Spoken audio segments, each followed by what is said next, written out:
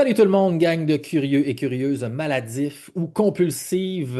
Vous êtes toujours à un autre épisode du Balado. J'essaye d'arrêter le seul podcast dont l'objectif du podcast, c'est d'arrêter de faire les podcasts. C'est un autre échec encore cette semaine. J'étais sûr, après la dernière fois, qu'on allait réussir à arrêter. On a satisfait beaucoup de choses par rapport à nos symptômes de curieux qui se trament à l'intérieur de notre tête. Mais il s'est passé quelque chose en fait en m'en allant vers la fin de la saison, vers mes vacances. Je me suis dit, il y a deux choses que j'ai pas réussi à faire dans les parenthèses qu'on a ouvertes depuis pratiquement un an ici au Balado.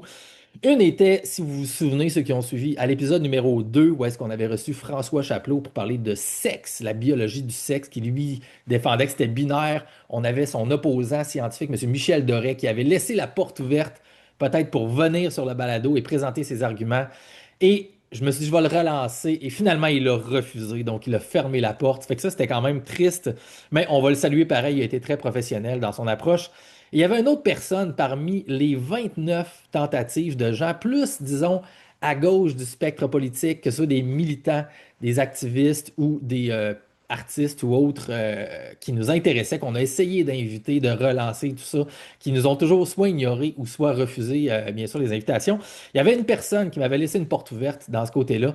Et aujourd'hui, bien, j'ai le bonheur de dire qu'il a accepté mon invitation. Et c'est vraiment, en fait, fantastique. Ça me fait tellement plaisir de pouvoir vous présenter le point de vue finalement d'une personne qui est de l'autre côté du spectre qu'on n'a pas réussi présentement à avoir, alors que c'était ça l'intention dès le départ. Fait qu'on se ramassait un peu dans la droite, dans le fachosphère ici, par défaut, à j'essaie d'arrêter. Fait qu'on va pouvoir peut-être réussir à faire un petit correctif là-dessus aujourd'hui, vous amener une autre perspective. Puis on va voir à quel point est-ce que je suis de droite finalement ici, à quel point est-ce qu'on est dans l'extrémisme fascistoïde, je ne sais pas trop, ou le fasciste tranquille. On va essayer d'en jaser un peu aujourd'hui. Et ça va vraiment être à l'honneur de notre invité, tout le monde, parce qu'il va répondre un petit peu à ce sentiment-là ou ce meme-là même qu'on voit circuler sur les réseaux sociaux depuis maintenant plusieurs années, qui a été très bien traduit dans le reportage de Radio-Canada, il y a à peu près 2 mois, qui est sorti sur l'extrême droite et la situation entre Antifa et Nomos TV avec l'infameux Alexandre Cormier-Denis et son ethno-nationalisme apparemment. Donc, je vais vous partager la fin du reportage qui dure à peu près 1 minute. Ça va lancer le ton pour aujourd'hui, tout le monde. Fait que voici le reporter dont le nom m'échappe à l'instant. Désolé, je vais essayer peut-être de le rajouter après. On écoute ça, puis je vous reviens tout de suite après. Nuire à l'adversaire. D'ailleurs, c'est une des questions qui me reste en tête à la fin de cette quête-là. Est-ce que la discussion entre les deux camps est encore possible? Qu'est-ce que ça te prendrait pour aller t'asseoir avec quelqu'un de l'autre côté? Faudrait qu'il me batte pour qu'il me traîne, je pense. Je dirais pas de mon propre gré. Qu'est-ce que ça vous prendrait pour vous asseoir avec les contre-manifestants? Pas grand-chose en réalité. Ça me prendrait un beau lundi pluvieux au parc La Fontaine, un banc public, puis on s'assoit puis on en jase. Ces gens-là vont essayer de vous faire croire qu'ils veulent un débat civilisé sur l'immigration, sur nos valeurs, sur tous ces trucs-là. La réalité, c'est qu'ils utilisent ça comme prétexte pour mettre de l'avant des idées haineuses. Il n'y avait aucune intention de votre part de discuter avec lui. Parce que c'est pas en discutant avec les autres qu'on finit par se rapprocher. Je crois pas qu'on veut se rapprocher de cette personne-là. Nous, ce qu'on veut faire, c'est dénoncer ses propos. Comment est-ce qu'on fait pour faire société avec des gens avec qui on ne peut pas parler?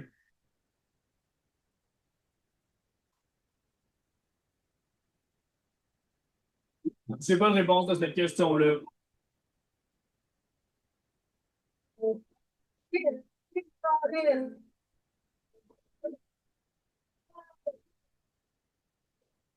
All right.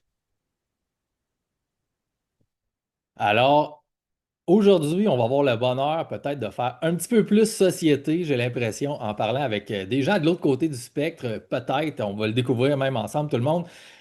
Si vous êtes dans les réseaux sociaux et dans un peu le milieu de gens qui se bitchent d'un côté et de l'autre du côté politique, vous avez peut-être vu son nom passer, il s'appelle Simon Trottier.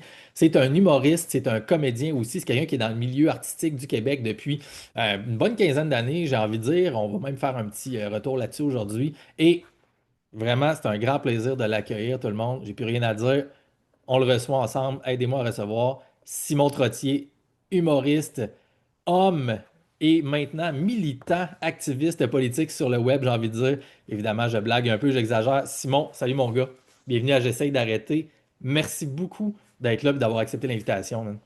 Ben, gars, ça fait plaisir, Gab. On va essayer de le tendre, ce pont-là, entre les deux camps. Puis, comme je disais aussi, des fois, sur les réseaux, les deux camps sont tellement définis, alors que des fois, un face à l'autre, on est tellement plusieurs chapeaux, tu sais, que j'ai toujours quand même prôné que la discussion ne pourra jamais avoir d'équivalent.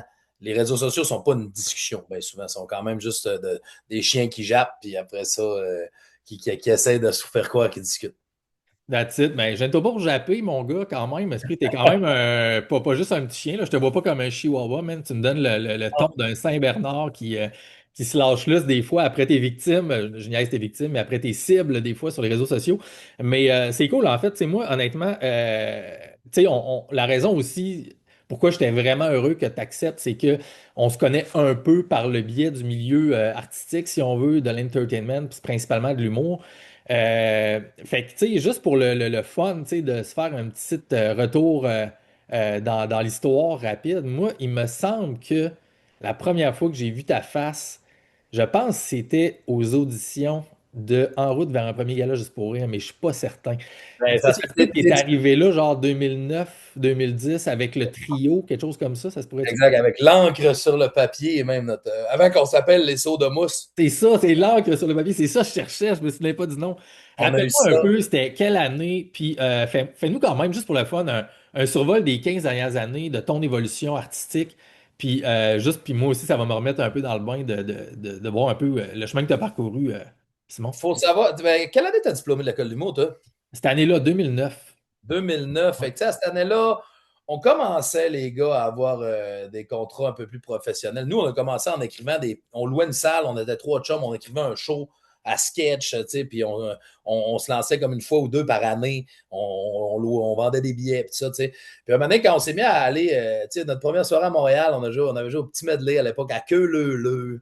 Ouais. Dans le vieux port, il y avait des soirées là. Puis là, on s'est comme mis à se rendre compte que quand les gens entendaient l'encre sur le papier, ils s'attendaient à voir arriver des poètes ou pas trop quoi. Fait qu'on avait changé de nom pour les Sourds de Mousse.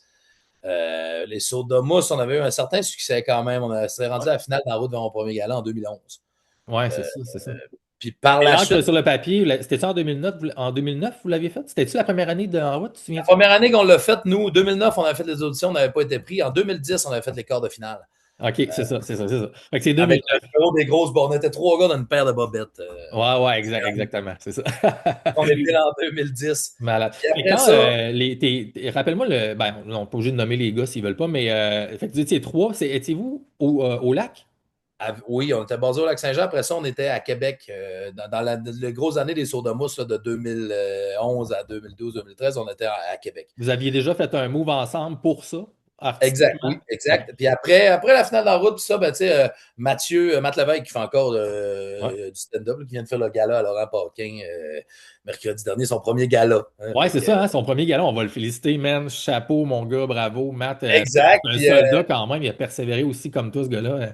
J'ai ben, toujours exact, aimé, c'est man, ça. il est drôle en Christ. On travaillait encore ensemble au Théâtre du Ouais. Bien-Beau d'ailleurs, tu sais, mais bref, Mathieu voulait pas venir vers Montréal, avait des aspirations solo, tout ça, tu sais, fait que j'ai continué avec Manuel Potvin Lemieux, le duo chauffé éclairé. On était venu à ta soirée d'ailleurs, tu avais reparti une soirée au Ouais, Boudoir à Québec, toi. ouais, ouais, Il y a eu ouais, une ouais. super vie dans ces Exact, jours-là. exact, Là, tu ouais. sais. Puis, on était venu là, on faisait la marionnette là, avec le genre de faux ventriloque, Ouais. un duo qui s'appelait Chauffé éclairé.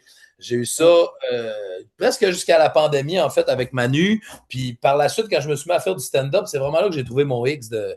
J'étais un raconteur.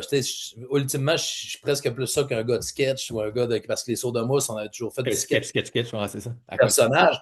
Quand j'ai trouvé ce X-là, ben après ça, c'est venu, je pensais plus vraiment à des trucs de groupe. Tout ça. J'avais tellement toujours été en groupe que je ne m'étais jamais permis ça tant que ça. Puis l'ironie est que c'est drôle, j'en suis à cette réflexion-là quand je disais sur les réseaux sociaux parce que la tangente militante qui est apparue, il y a souvent mon style d'humour n'est pas là du tout. Là, en ce sens que oui, je peux faire des Allez, pics. tu punches tes textes, là, tu sais, ouais, c'est ça, pour Non, non, je quelqu'un veux qui dire, connaît quand lui. tu Ok, vas en stand-up comique, ça ne sera pas un billet contre Luc Poirier ou contre Mathieu ouais, ouais, Bock-Côté. ouais, ouais, ouais, ok. Mon humour est beaucoup moins engagé sur scène Sur que sur scène, les tu veux dire, ok.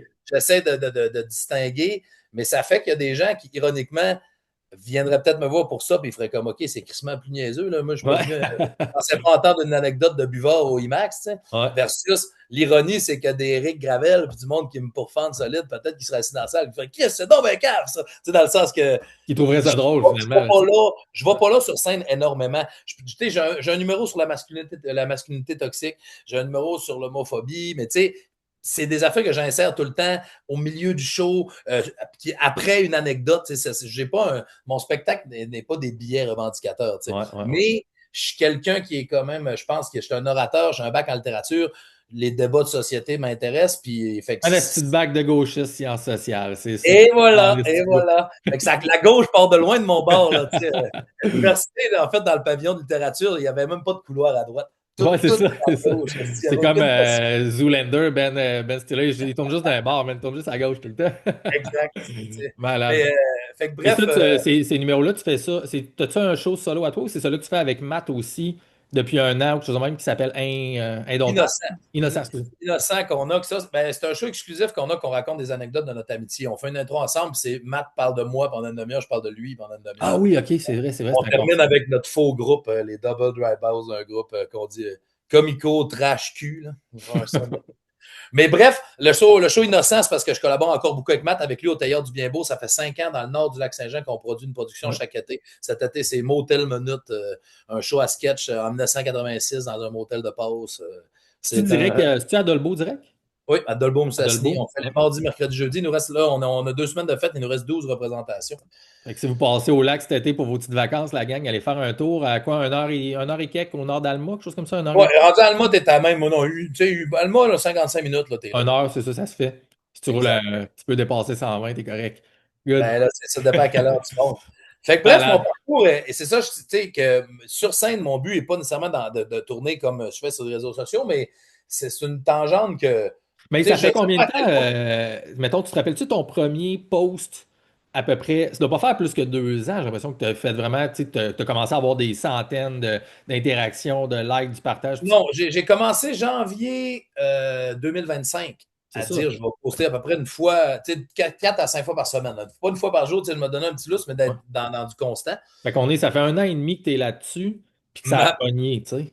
Oui, puis ma première controverse, j'ai pas parti, au début, j'ai raconté beaucoup d'anecdotes, j'ai pas parti dans le côté engagé trop vite. Ma première controverse, ça a été sur un restaurant de mets chinois à Saint-Félicien, où je racontais une anecdote que, dans le fond, moi, je focusais sur une madame qui, finalement, elle parlait d'un autre restaurant, tu sais, puis la madame, elle disait, c'est comment ce restaurant-là? Elle dit, ben, tu sais, c'est une place de mets chinois. C'est un peu comme ici, mais sans les mets chinois. Moi, je trouvais ça drôle en Chris, parce que dans le fond, c'est pas du tout comme ici. Il n'y a pas les mets chinois, Chris. Fait que, bref, ça me faisait rire. Mais dans mon début de statut, j'écrivais comme que le buffet n'était pas clair. C'était comme quelque chose, genre un Chinois qui rentrerait là ferait le saut. C'était aussi chinois que.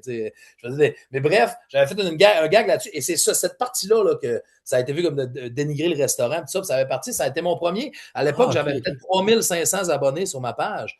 Puis ça a été vu 400 000 fois. Ça a parti de tous les bords. De resto.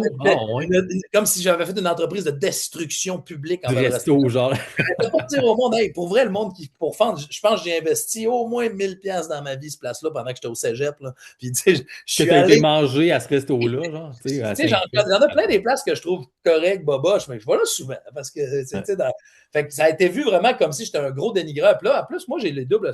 Tu sais, j'ai une maison au Lac-Saint-Jean, j'ai un appartement à Montréal. Tu sais, je me promène beaucoup. Fait qu'il y a vraiment plein de gens là, qui me chiaient dessus, comme si toi, là, les gars de Montréal qui viennent nous dire hey, c'est comme faire la leçon en région. Tu sais. Ça venait plus que la ville de Saint-Félicien embarquée là-dedans pour faire des pots. Tu sais, ça avait parti. Ça, c'est mon premier, étrangement, moment où il y a eu de la controverse. Ouais.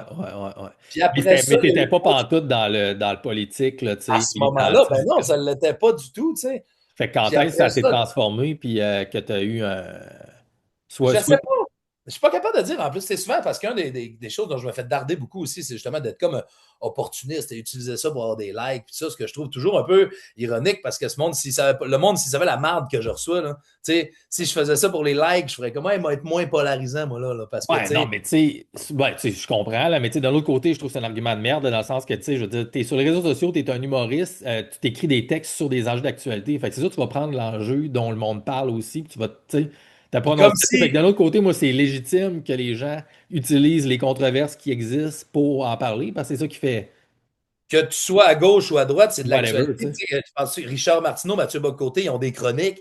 Ben, Penses-tu qu'il n'y a pas un ils font éditeur en ça la arrière qui semaine dit hey, longue, ça là. a eu des likes, on Ah est oui. content de ta chronique. Un moment donné, c'est comme d'accuser que la gauche fait ça comme si la droite ne le faisait pas. Là, je Exact. parle pas Mais de non. tout le monde, mais Ouais. il y a bien du monde qui me rentre avec des affaires que tu fais rien que ça pour les likes. Ou la jalousie aussi. La jalousie, c'est quelque chose que je trouve. Que le monde te traite de jaloux.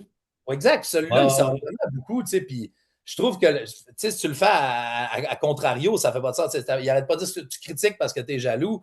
Puis il y a certaines personnes, j'ai envie de leur dire, ben là, d'abord, tu es jaloux des drags, tu es jaloux des woke, Ouais, c'est ça, parce que t'es critique, tu sais. mais vu que pour eux, c'est pas enviable, c'est pas de la jalousie, ils sont pas capables d'aller là. Mais là, moi, vu que je suis un ultra riche ou quelqu'un qui a du succès, tu sais, si je fais une sortie pour dire que cette personne-là, moi, je pense que c'est Patrick Bruel ou Ouais. tu critiques le succès, tu critiques l'entrepreneuriat. Fait que, tu sais, ça devient. Moi, là, j'ai vu ton affaire sur Luc, le millionnaire, là, Luc, pas Poirier, mais C'était juste via la nouvelle d'actualité qui a acheté le terrain à c'est Luc quoi, excuse-moi? Luc Poirier. Poirier, merci. Poirier, ouais, c'est ça, Poirier. Et moi, c'était vraiment, là, j'ai fait un texte ironique pour dire bravo, tu sais, qui disait quelle entrée, tu sais, lui, moi, je suis pas trop le ruissellement, les ultra-riches, tu sais, que le discours de la fortune va revenir vers les Québécois, je fais ça pour, c'est pas une question d'argent. Tu sais, c'était comme un petit biais ironique pour dire, tu sais, Luc, c'est ton rêve à toi, là. Après ça, là, que tu dises que ça va revenir vers nous autres, tu sais. Et ça a pris des proportions, là. Mon Dieu, je trouvais que j'avais fait Je ne tellement savais même pas, je suis tombé là-dessus hier en checkant puis en me préparant un peu. J'étais comme, my God, si c'est passé de quoi là? Je voyais le nombre tu sais, c'est des milliers de j'aime puis de partages puis tout. Là, j'étais comme, tabarnouche, man. Et ça l'a choqué. Moi, ce qui m'a tué, c'est que pour vrai, là, en privé, j'ai eu des messages de plusieurs millionnaires ou gens bien nantis qui m'écrivaient pour dire ta sortie, là, on adore ça. Tu sais, puis, Ah ouais, hein? et tout le monde qui m'ont donné de la merde, c'est des gens À ça, des qu'ils sont travailleurs. comme, en effet, on fait pas ça pour le monde, on fait ça pour nous autres. Exact. Ben pour vrai, grosso modo, pareil, que comme moi, là, j'ai tellement d'argent, puis je ferme, tu sais, dans le sens, ça me tente pas de mettre ça sur les réseaux, tout ça, dans un monde où des gens qui travaillent 40 heures semaine vont dans des banques alimentaires, tu sais. Fait que, tu sais, lui, c'est l'inverse de ça. Puis tout le monde qui m'ont donné de la merde, là, c'était grosso modo, des prolétaires, là, tu sais, des travailleurs qui travaillent à l'usine ou des affaires de même. Qui, je trouvais ça fou de me dire, imagine, suer de l'arrêt 40 heures à l'usine. Puis après ça, pendant ta soirée, t'as vrai que, tu sais, venir être le sentinelle de la fortune là, de Luc Poirier, tu sais. C'est drôle, man. Mais Luc Poirier est devenu un porte-étendard. Tu sais, je trouve, quand le monde me disait, tu bâches Luc, là, après ça, Luc a répliqué. Tu sais, puis il y a eu tout ça, là, qui. Ouais, mais c'est ça, tu sais, j'ai pas été dans les détails, là. J'ai vu qu'il y a eu un back and forth, là, tu sais, puis qu'il Back and forth. Moi, je trouvais, après ça, lui disait que ma tribune n'avait pas de sens, puis j'étais une merde d'humoriste, tout ça. Puis le back and forth, c'est parce que lui, il vient de racheter la fondation Jasmin Roy, qui est une fondation contre la cyber-intimidation. Puis la fondation a été inondée de screenshots de Luc qui me traite de merde publiquement, tu sais. Oh, ça, j'avais pas vu ça pas en C'est le président de la fondation, Luc Poirier, qui est contre la cyber-intimidation. OK, fait que c'est ça, c'est tout ça. Après ça, t'as dit, il a retiré ses publications. Puis là, c'est là que j'ai jeté le feu avec c'est Trottier 1, Poirier 0. Parce que ça, celui-là, des fois, mon côté baveux, puis je le regrette des fois, ce côté-là. Il faut savoir là, que, tu sais, genre, maintenant, le Trottier 1, Poirier 0, je comprends que je l'ai fait dans un état de hostitin. Tu sais, genre, comme une petite claque. Puis des fois, je fais comme, je suis capable d'être plus brillant que ça, de pas aller. Parce que ça, je l'ai, tu sais, on dirait, je le faisais en sachant qu'il y a du monde qui le lirait en faisant. Ouais, c'est pas c'est Poirier 1000, Trottier 0, tabarnak. Ça dépend tellement de comment t'embarques ça, puis c'est quoi l'intention en arrière. C'est parce qu'à un moment donné, quand tu rentres à un certain niveau, là, où est-ce que tu as passé depuis genre, whatever, un an, quelque chose de même, il y a une game. T'sais. Puis là, ben, tu choisis. Joue-tu la game ou j'essaye d'avoir l'air de pas jouer la game, Puis si tu joues la game, tu joues la game. Fait qu'à un moment donné, t'embarques, ton personnage peut être là, puis tu sais, moi, tu sais, mettons quelqu'un, moi, je suis capable de trouver. Non, vas-y. Mais je dis, je pense que je suis capable de trouver une façon de jouer la game de la manière que je veux un peu parce que. Ouais, mais tu sais, Simon 1, Luc 0, tu sais, je vois pas. Ah, mais là, c'est ça. C'est une insulte, tu sais. Puis la saga Luc Poirier, celle-là, tu sais, il faut que les gens sachent aussi là, que malgré mon ton péremptoire, tu sais, j'arrive puis j'affirme des choses. Ça fait partie de mon style un peu, puis je pense que c'est là que l'humour, à un moment donné, si tu veux tout le temps peser deux côtés de la médaille, il faut que tu prennes une Ben, direction, c'est tu ça, sais. tu sais, si tu veux être Mais drôle puis punché, là, tu sais. je me remets tellement toujours en question. Je lis des. Parce qu'il n'y a pas rien que les gens qui m'envoient chier. Il y a du monde qui m'envoie des trucs pertinents. Tu sais, je suis tellement moins arrêté que ce que le statut peut laisser croire qu'à un moment donné, oui, je la joue la game aussi, tu sais. Mais je suis capable de voir que jamais je veux ne rien écouter de mes détracteurs, tu sais. Puis je parle pas des détracteurs idiots là, qui disent t'es un assis de gros BS, si tu Non, fais c'est ça. ça. C'est pas là que je vais aller chercher du jus. Mais des gens qui m'apportent des points. Des gens qui me suivent, qui disent moi j'aime ça, il n'y a pas assez d'humour sur ta page, tu vas juste d'un côté, pour moi ça apporte du négativisme. Ces choses-là, j'y réfléchis. Je veux pas que les gens pensent que je suis comme ah ben fuck you.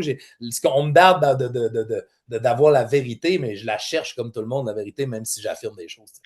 Ben, c'est ça qui est le fun de toi, tu sais. Moi, j'ai jamais senti un gars qui était vraiment dans l'extrémisme, là, tu sais, puis dans le dogme, justement, dans tes affaires, tu sais. Même si, tu sais, je vois que tu es vraiment campé dans tes positions, tu sais, je sens derrière l'humain, alors qu'avec d'autres personnes, des fois, tu le sens moins un petit peu, tu sais, puis là, tu essaies de comprendre un peu, Criff, à quel point tu es intense dans tes trucs ou pas. Tu sais, ce que tu dis, moi, je suis coupable de la même chose que toi. En fait, tu sais, il y a probablement 2 épisodes avant le tien, tu sais, j'ai reçu un gars qui s'appelle Monsieur Amachine pour parler d'islam. Tu sais, c'est un immigrant algérien. Puis j'étais curieux, tu sais, comment il voit la place de l'islam en Occident, puis tout ça. Mais tu sais, on s'était accroché ces réseaux sociaux. Puis tu sais, je lisais le post que j'y avais écrit en réponse à ses affaires, puis pour finalement qui a mené au podcast. Mais tu sais, puis là, je lisais ça, puis j'étais comme, hey man, si je lis ça avec un autre ton que mon attitude, j'ai tellement l'air baveux, intransigeant, puis tout, Exact. alors que dans le fond, mon intention était pas là pantoute, tu sais. Puis fait que, tu sais, des fois, c'est même. euh, L'émotion transparaît pas dans le texte, tu sais, puis si tu mets pas 4 bonhommes sourire avec 2 points d'exclamation, quelqu'un va le lire avec un autre ton, puis ça change toute la game, tu sais. Fait qu'il y a tout ça, les nuances, la perte de nuances là-dedans qui, Mais un peu le téléphone arabe, là, tu sais, mais le téléphone tout est... l'important, je pense, quand tu as parlé de l'importance de la discussion, avec l'intro, qu'il y a des camps qui ne discutent plus. Il y a un danger, puis ça, je le comprends, à avoir des camps insondables qui ne discutent plus jamais. Parce que moi, là, le bac de gauche en littérature, une affaire, par contre, que j'ai appris que je n'ai jamais lâché, c'est que j'ai fait deux sessions. Puis la première session, là, on lisait nos textes en classe. On écrivait des nouvelles à chaque semaine. Puis moi, je lisais mes textes. Mes textes avaient vraiment un gros succès. Moi, je suis un orateur. Je faisais de la scène, tout ça. Puis mon prof, il n'avait jamais rien dit. Il savait que la deuxième session s'en venait. Tout ça. Puis à la deuxième session, on envoyait nos textes aux gens avant le cours. On ne lisait plus. C'est les gens qui lisaient chez eux, tout ça, qui apportaient les commentaires. Et là, mes textes étaient tellement moins bien reçus. À cause du Puis délai mon prof, public, finalement, ben oui. exact. Mon prof m'a fait venir, il m'a dit là, Simon, ça, je voulais que tu le comprennes par toi-même. Tu sais. Il avait dit, mais ici, tu es en littérature, les mots doivent dire 100% du truc. Oh, Tu n'auras wow. pas ta C'est face, comme une tu leçon pour les étudiants. n'auras pas ta face, tu n'auras pas ton ton. Tu ne Ouais. pourras pas dire au lecteur, ouais, mais ça, lis-le avec une virgule là, ça, baisse, tu sais. Fait qu'il dit, quand tu le faisais toi-même, tu nous offrais toutes les clés Ta avec plein des performance. choses que les mots, tu palliais à ce que les mots disaient pas avec ton interprétation. Là, il dit là, fait que les réseaux, je pense que c'est un peu ça des fois. Il y a des gens, je pense que, il y a des gens qui m'écrivent, là, qui m'envoient des vocales, genre, Tasti cave en beau calice. Là, je leur réponds quelque chose, puis ils sont quasiment après, ah, ben, finalement, tu sais, dans le sens que Ouais. les autres, ils pensent que je vais leur rentrer dans le cul comme quand je fais un statut sur quelque chose, tout ça. Fait que je comprends que le ton, comme ce que tu viens de dire, des fois, je relis mes statuts 2, 3 semaines après, puis je fais, OK, ouais, quand je suis moins fâché ou tout ça, ça peut avoir l'air vraiment plus baveux que je pensais, plus fâché que je pensais, sans que je regrette les propos. Des fois, je peux me mettre à comprendre justement que certaines personnes l'ont eu de travers. Ou, Ouais, non, clairement, clairement. Ah, c'est drôle, l'esprit. Écoute, sautons un peu dans le truc. Merci pour avoir partagé des trucs comme ça. Ça me remet dans tout un autre état d'esprit. Tu sais, pas mal le fun, en fait, parce que c'était une belle période, en fait, puis c'était un bel univers, tu sais, tout ça. Je lisais aujourd'hui un article de Radio-Canada aussi, jusqu'il y a un humoriste qui est en train de commencer sur les planches, qui est issu d'une réserve, je pense. Un humoriste autochtone, Chris quelque chose, là, tu sais, puis j'étais comme, ah, là, fait que là, je lisais plein de nouvelles sur l'humour aujourd'hui en me préparant pour tout. Finalement, j'ai plus envie de jaser d'humour que de politique, mais on va focusser sur le truc. Pour le fun, pareil. Écoute, je suis curieux parce que là, t'as jasé 3, 4 affaires déjà à date que dans ma tête, je suis comme, man, tu sais, j'ai les mêmes valeurs, j'ai les mêmes idées que ce que tu dis depuis tantôt. Euh, Mettons qu'on parle de gauche, tu sais. Premièrement, ben, 2 choses que je vais te lancer comme première question, puis c'est à toi libre de répondre comme tu le sens, mais es-tu d'accord avec le sentiment qu'on reçoit quand on écoute l'extrait qu'on a écouté?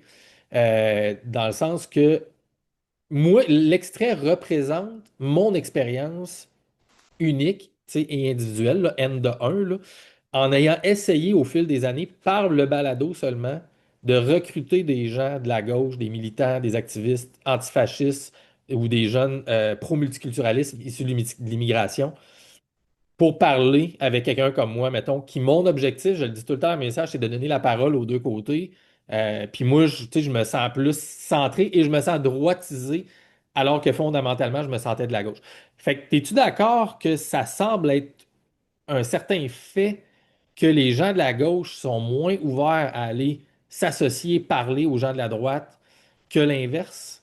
Mettons, on commence avec ça. Parce que toi, tu me sembles être une exception là-dessus, et c'est peut-être juste à cause que c'est moi et du passé commun. T'aurais-tu été ouvert à aller sur d'autres balados de droite? Exemple, Alexandre Cormier, Denis t'invite, t'aurais-tu été là? Et c'est quoi ton feeling en général par rapport à l'ouverture à la discussion, tu sais? Tu sais, je sais pas, en fait, je pense que la droite les prend toutes les tribunes. Fait que ça, oui, je pense aussi, tu sais, versus la gauche, peut-être plus frileuse, effectivement, à y aller. Mais tu sais, je pense aussi que souvent, ce genre de truc dont on donne la parole à tout le monde, justement, peut-être par le refus de la gauche d'y aller, finit tout le temps par être un certain pont vers la droite. Tu sais, je donne l'exemple, j'ai été invité à Tangerine Dream. Puis Ouais. j'ai pas voulu y aller. J'étais comme, je sais pas, il y a eu qui je vais voir là, Samuel Grenier, Éric Gravel, Jérôme Blanchet-Gravel. Fait que, à un moment donné, le terrain est jamais neutre. Fait que sur quel terrain tu vas débattre? T'sais, toi, oui, le passé commun, il a fait beaucoup, je vais t'avouer, parce que mais je serais plus ouvert des fois à en discuter, mais pas le film. Tu sais, l'aspect d'être filmé et faire une diffusion avec ça, là, ça vient d'une part de responsabilité que je suis pas toujours prêt à assumer de si on versus ce que je connais ou je fais pas partie des minorités, je fais pas partie de l'immigration. Fait que d'aller des fois affirmer des choses, tu sais, en étant filmé, je pense que ça peut des fois peut-être aller moins loin qu'en privé ou fait que je pense que l'aspect médiatisé de ça va pouvoir faire peur à la gauche qui ne veulent pas souvent représenter. Je pense que la droite a pas mal moins peur d'affirmer des affaires puis dire qu'on est de même versus la gauche a peut-être plus la conscientisation de dire ben, si je ne peux pas représenter tous les chapeaux, fait que d'aller se faire cuisiner sur des terrains qui deviennent plus ça va, moins c'est neutre sur certains de ces podcasts-là qui vont à gauche, à droite.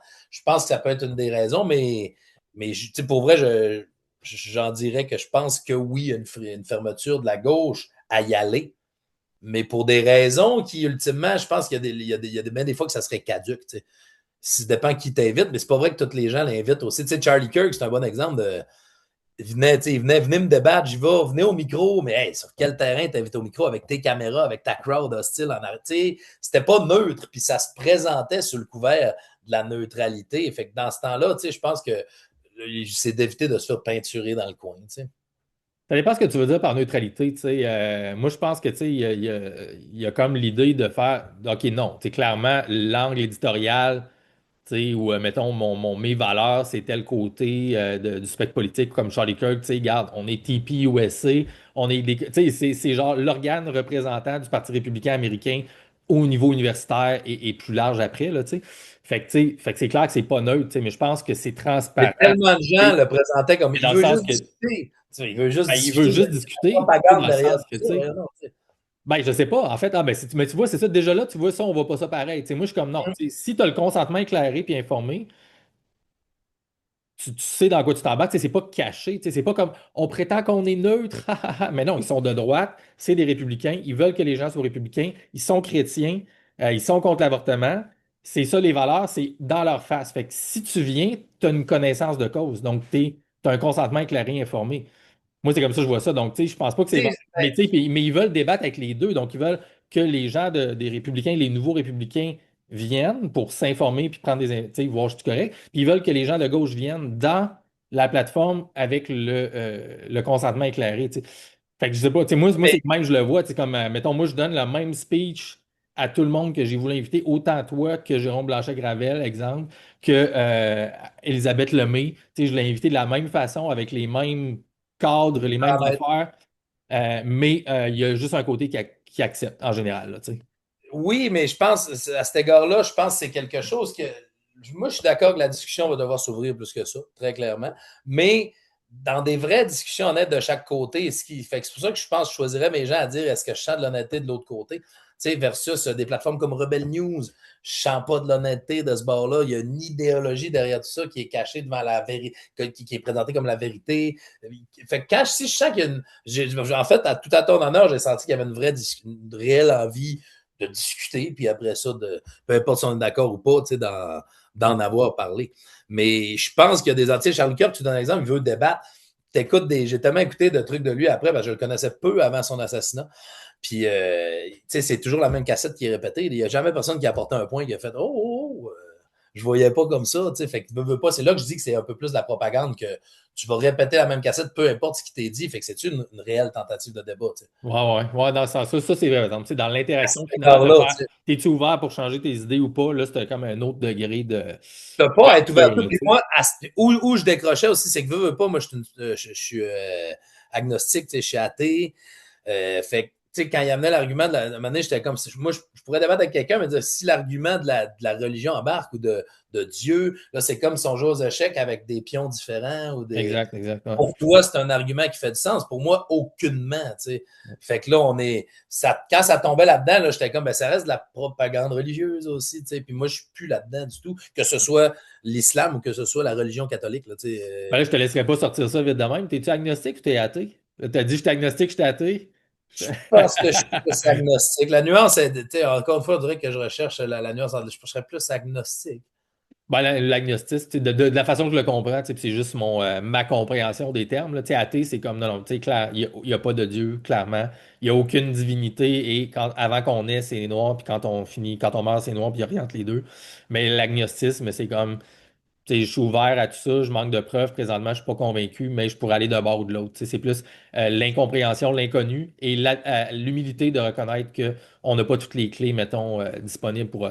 Moi, je serais plus dans l'énergie. Tu sais, on laisse une trace, notre énergie vaut quelque chose. Fait que, tu sais, c'est peut-être le côté qui fait dire agnostique parce que au niveau du Dieu, moi, je suis assez par exemple quand les lumières. Moi, ma famille est thanatologue. Du côté de mon grand-père, ils ont des salons funéraires, tout ça. OK. Fait que j'ai côtoyé la mort à peu près tout, un peu comme Six Feet Under. Tu sais, je sais pas si tu as déjà vu la série. J'ai jamais écouté la série, mais je sais c'est quoi, là, mais OK. Et c'est ça, ma grand-mère m'amenait coiffer les morts jeunes, tout ça. Sérieux? J'ai une vision de la mort que moi, pour vrai, à un moment donné, là, c'était tellement gros pour moi. Je peux faire une histoire courte, mais je coiffais toujours des personnes âgées. C'est pas moi qui ai coiffé, ma grand-mère m'amenait. Fait pour moi, la mort, c'est les personnes âgées. Puis est arrivé un moment où il y avait une erreur de communication. Puis il y avait une jeune fille de mon âge qui avait eu un accident mortel. Puis moi, quand je l'avais vue, j'avais peut-être 5-6 ans. Là, ça m'avait fait réaliser que, OK, la mort, c'est pas juste les personnes âgées. Là, ça pourrait être moi. Au début, j'avais demandé à ma grand-mère si c'était une poupée. Parce que, dans ma tête, c'était comme, qu'est-ce qui se passe avec ça? Puis après, là, ça a tellement été, moi, un affaire qui m'a fait capoter la mort, puis ce qui se passe après, puis ces réponses-là, vu que je les avais pas, j'ai classé ça vraiment rapidement, jeune, de quand les lumières ferment, ils ferment. Tu sais, à force de voir des cadavres, de voir des corps, Ouais. je me donné, ma vision a vraiment été rapidement vers quand les lumières, il y en a plus après. Par contre, ce qu'on laisse comme trace, les énergies, les gens de coïncidences énergiques, là, je peux pas dire que je suis formé à toute forme de spiritualité. Mais relier ça à un dieu ou à une après-vie ou tout ça, je suis vraiment moins là. Puis je pense que c'est via mon vécu personnel de la mort. Tu sais. Ouais. Ben, tu vois, c'est super intéressant. En fait, tu vois, c'est autre chose qui fait partie de la personne plus nuancée puis complexe que tu es, je pense, puis qui transparaît aussi dans ce que, en tout cas, dans ce que moi je perçois de quitter, là, évidemment à distance, puis juste de parce que j'ai consommé en ligne de toi au fil du temps. Mais parce que moi, je suis là aussi, dans le sens qu'au début, j'étais pas sûr jeune, tu dis, probablement athée, à un moment donné, moi, j'étais pas dans la religion non plus quand j'étais jeune, tu sais. Fait que, mais là, avec le temps, je me suis même intéressé à ça. Puis je suis comme, OK, il y a probablement quelque chose à ce niveau-là. Fait que j'ai plus exploré ce côté-là aussi. Euh, fait que, par rapport à ce moment-là, fait que là, c'est intéressant, en fait, ça amène tout un autre pan à la conversation, mais si on ramène ça à l'aspect gauche politique, donc là, on a parlé de la question, du dialogue, là, qui est quelque chose que, bon, tout le monde le remarque un peu que ce serait le fun qu'il y en ait un peu plus peut-être, là. Peu importe ça va être quoi le format ou de laquelle façon. Mais toi, personnellement, quand tu commençais à prendre tes positions, est-ce que est-ce que tu te sentais déjà de gauche autant que ça dans ta jeunesse? À quel âge t'es en allé à Québec avec les boys? Ouais, après mon cégep, fait que j'avais 18 ans. 19, 18, ouais, c'est ça, OK. J'étais Est-ce jusqu'à que 8 ans, jusqu'à 26 à Québec. Fait, tu sais, fait qu'il y a tout un, mettons, ta vingtaine et tout ça, tu t'es placé, tu sais, évidemment, comme tout le monde, tu te développes, tu te places. Est-ce que tu te sentais déjà politisé jeune, de gauche, d'une certaine façon, ou c'est venu vraiment plus tard dans ta genre trentaine? Puis le sous-texte à ça, c'est. Tu sais, quand tu parles, mettons, justement, défense des travailleurs, abus du capitalisme, problème avec tu sais, le corporatisme, et puis tu sais, la destruction, pollution, tu sais, manque de considération, Fonderie Horn, tu sais, name it, whatever, tous les dossiers qu'on peut connaître. Tu sais, moi, je suis là, tu sais, 100%. Tu sais, moi, je me suis toujours un peu pensé de gauche à ce niveau-là, tu sais. Fait que moi, les problèmes, ça, c'est des problèmes, surtout des problèmes. Les choses que j'ai faites à un moment donné, si je me sens pas avec la frange plus militante de gauche par rapport à des trucs de définition, et c'est toujours relié à des affaires scientifiques. Tu sais, mais on pourra reparler peut-être l'affaire justement du sexe, du genre, puis toutes ces affaires-là. Puis c'est là, moi, que genre ça glitch parce que je sais pas, j'ai comme un passé, tu sais, en relié avec la méthode scientifique, l'importance des définitions, des choses comme ça qui est resté en moi. Fait que j'ai rapidement, autour de 2014, je te dirais 2015-2016, dans ces années-là, j'ai fait oups, on dirait que là, je me sens droitisé. Là. Tu sais, tout à coup, on dirait que je sens que je me fais rejeter de ce que je pensais être un groupe où ce que j'étais pas mal là-dedans, tu sais, de par ces affaires-là. Fait que toi, dans ces années-là, Pour ouvrir une lumière, mais je t'écoute. dans ce temps-là, euh, où est-ce que tu étais politiquement? Ça l'a-tu bougé beaucoup dans les dernières 10 ans? Puis, tu sais, à quel point tu sens que tu es de gauche militante, finalement, slash, mettons, appelons ça woke, entre gros guillemets, là, tu sais? Je. Ben, tu sais, je te dirais que non, tu sais, à l'université, puis tout ça, là, puis même, mes idées ont vraiment beaucoup changé sur l'identité de genre, sur le féminisme, tu sais, via des lectures que j'ai faites. Après ça, en littérature, c'est sûr que je côtoyais une tranche beaucoup plus où la communauté LGBT, il y en avait plusieurs en littérature, on a fait des lectures féministes, on a fait toutes sortes de trucs. Fait que, tu sais, je pense que j'ai toujours été, ça fait peut-être un peu avant la COVID. Puis la COVID, je pense, me franchement placé à gauche. Tu sais. Je pense que j'ai toujours, je suis devenu naturellement parce que il n'y a jamais des trucs à gauche qui me fâchent autant que des trucs à droite. Tu sais. Fait que maintenant, à faire la balance des trucs, j'étais comme, les affaires que je me trouvais que ça n'avait pas de bon sens, c'était rarement des trucs à gauche. Tu sais. Je ne suis pas en train de dire que la gauche a toujours du bon sens, mais personnellement, c'est ce qui a placé mon baromètre à me dire clairement, je suis du côté quand même plus de la justice sociale, hein, de qui suis-je pour placer mon opinion là-dessus. Tu sais, fait qu'on dirait que pour moi, la gauche, c'est une façon de dire quand même à pas trop savoir, j'aime mieux être d'un côté qui semble être plus ouvert à une diversité, à une vie qui prône un équilibre, là, selon moi. Mais c'est ça, c'est mon point de vue. Fait que je te dirais qu'avant COVID, puis après ça, ça a pris cette direction-là. Via les discussions, via les choses que c'est mon gut feeling qui peut pas m'amener autrement que là. T'sais. C'est quoi dans la COVID qui t'a poussé? Parce que, tu sais, dans la COVID, il y a eu vraiment tout l'aspect les complotistes, là, tu sais, les complotistes, ceux-là qui disent n'importe quoi par rapport au vaccin, les anti-masques, les manifestations. Tu parlais du gars Grenier, sans Grenier, organiser des grosses manifestations pour être réfractaire aux mesures sanitaires, etc. Ouais. Ça, c'était les complotistes. Est-ce que c'est ce mouvement-là qui t'a poussé à gauche? Parce que ça a été beaucoup mixé entre l'extrême droite, les complotistes, d'une certaine façon, à un certain Exact. moment. Et cette Euh, nuance-là, je la fais. Oui, il y a une partie de ça. En fait, je dirais que pendant la COVID, ce qui m'a tué, c'est que les grosses prises de parole, les gens, tu sais, que les antivax, c'était toujours, tu sais, des commis aux pièces au Canadian Tire ou du monde, tu sais, que le gars qui était de l'urbanisme de la ville. Puis je trouvais que ces gens-là, tu sais, fait que moi, un moment donné, là, tu sais, j'ai parlé beaucoup d'humilité pendant la COVID, ça a été ça. Moi, je suis un humoriste, je suis un artiste, j'ai un bac en littérature.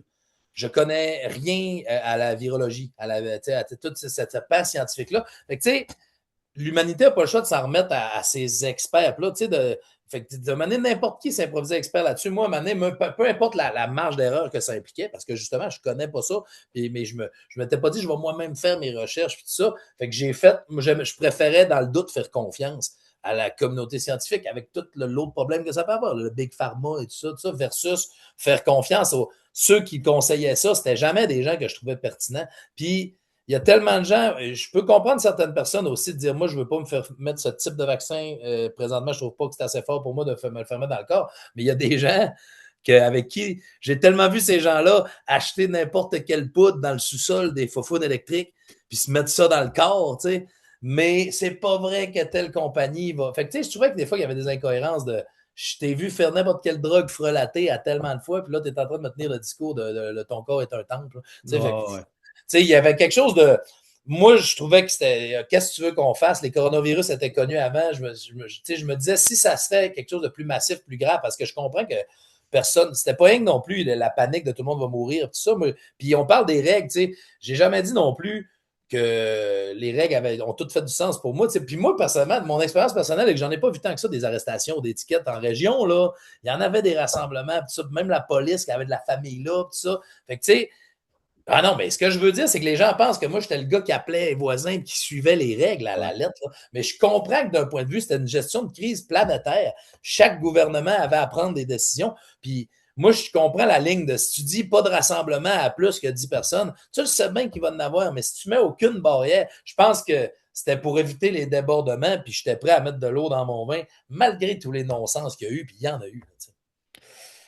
Fait que c'est ça. Toute cette situation-là, tu sens que ça t'a polarisé un peu. Oui, Il y avait cette idée-là un peu que les gens plus réfractaires étaient beaucoup de droite. C'est tout ça. Il y avait tout ça dans ta tête, cette association-là, qui fait que tu t'es dit, pas je m'extrémise volontairement, mais je me sens plus dans la gang de gauche qui va je sais pas si je le réfléchissais déjà tant droite-gauche à ce moment-là. Par contre, par la suite. C'est ça, c'était un peu ça mon point, parce que c'était pas tant ça. C'était complotiste versus les bonnes personnes. Parce qu'il y avait ça. Oui, il y avait cette moi qui étais, mettons, de l'autre bord du spectre, parce qu'il y avait une réception des gens de l'autre bord du spectre aussi. C'est pas comme si les attaques puis les insultes allaient juste vers les gens comme vous. Je sais pas si tu es conscient de tout le déluge médiatique, puis de tout ça contre les gens qui étaient réfractaires. Puis qui disait en fait, l'important, ce qu'on veut, c'est que les gens ne soient pas forcés et qu'il y ait des conséquences néfastes socialement ou par rapport au travail puis aux revenus si tu refuses le vaccin. Dans le sens, ton corps, ton choix, si c'est bon pour l'avortement, ça devrait être bon pour le vaccin. C'était surtout ça l'argument principal. Ce qui, pour moi, fait du sens. Moi, je suis comme, non, si tu veux pas n'importe quel médicament, peu importe la raison, ouais, mais on ferait quoi là? Ça devrait pas te faire insulter. Si il arrivait quelque chose de vraiment plus virulent, la COVID, c'était un très bon test pour voir qu'on serait pourri en tant que planète pour s'entendre. Parce que si c'était quelque chose de vraiment plus virulent, qui serait une mort instantanée, il y en a quand même qui diraient on se fait. Là, je trouve que ce qui est plate, c'est que ça brise. Non, je pense pas, parce que justement, ça serait vrai. On le verrait. Ouais, mais. Et moi, mettons que je vois, là, mettons que je le vois là, dans la rue. Là. Moi, je peux te garantir que 99% des gens comme moi, en tout cas, qui pendant la COVID étaient comme moi, c'est peut-être un peu too much, là, calmez-vous avec l'uniformisation puis la santé publique.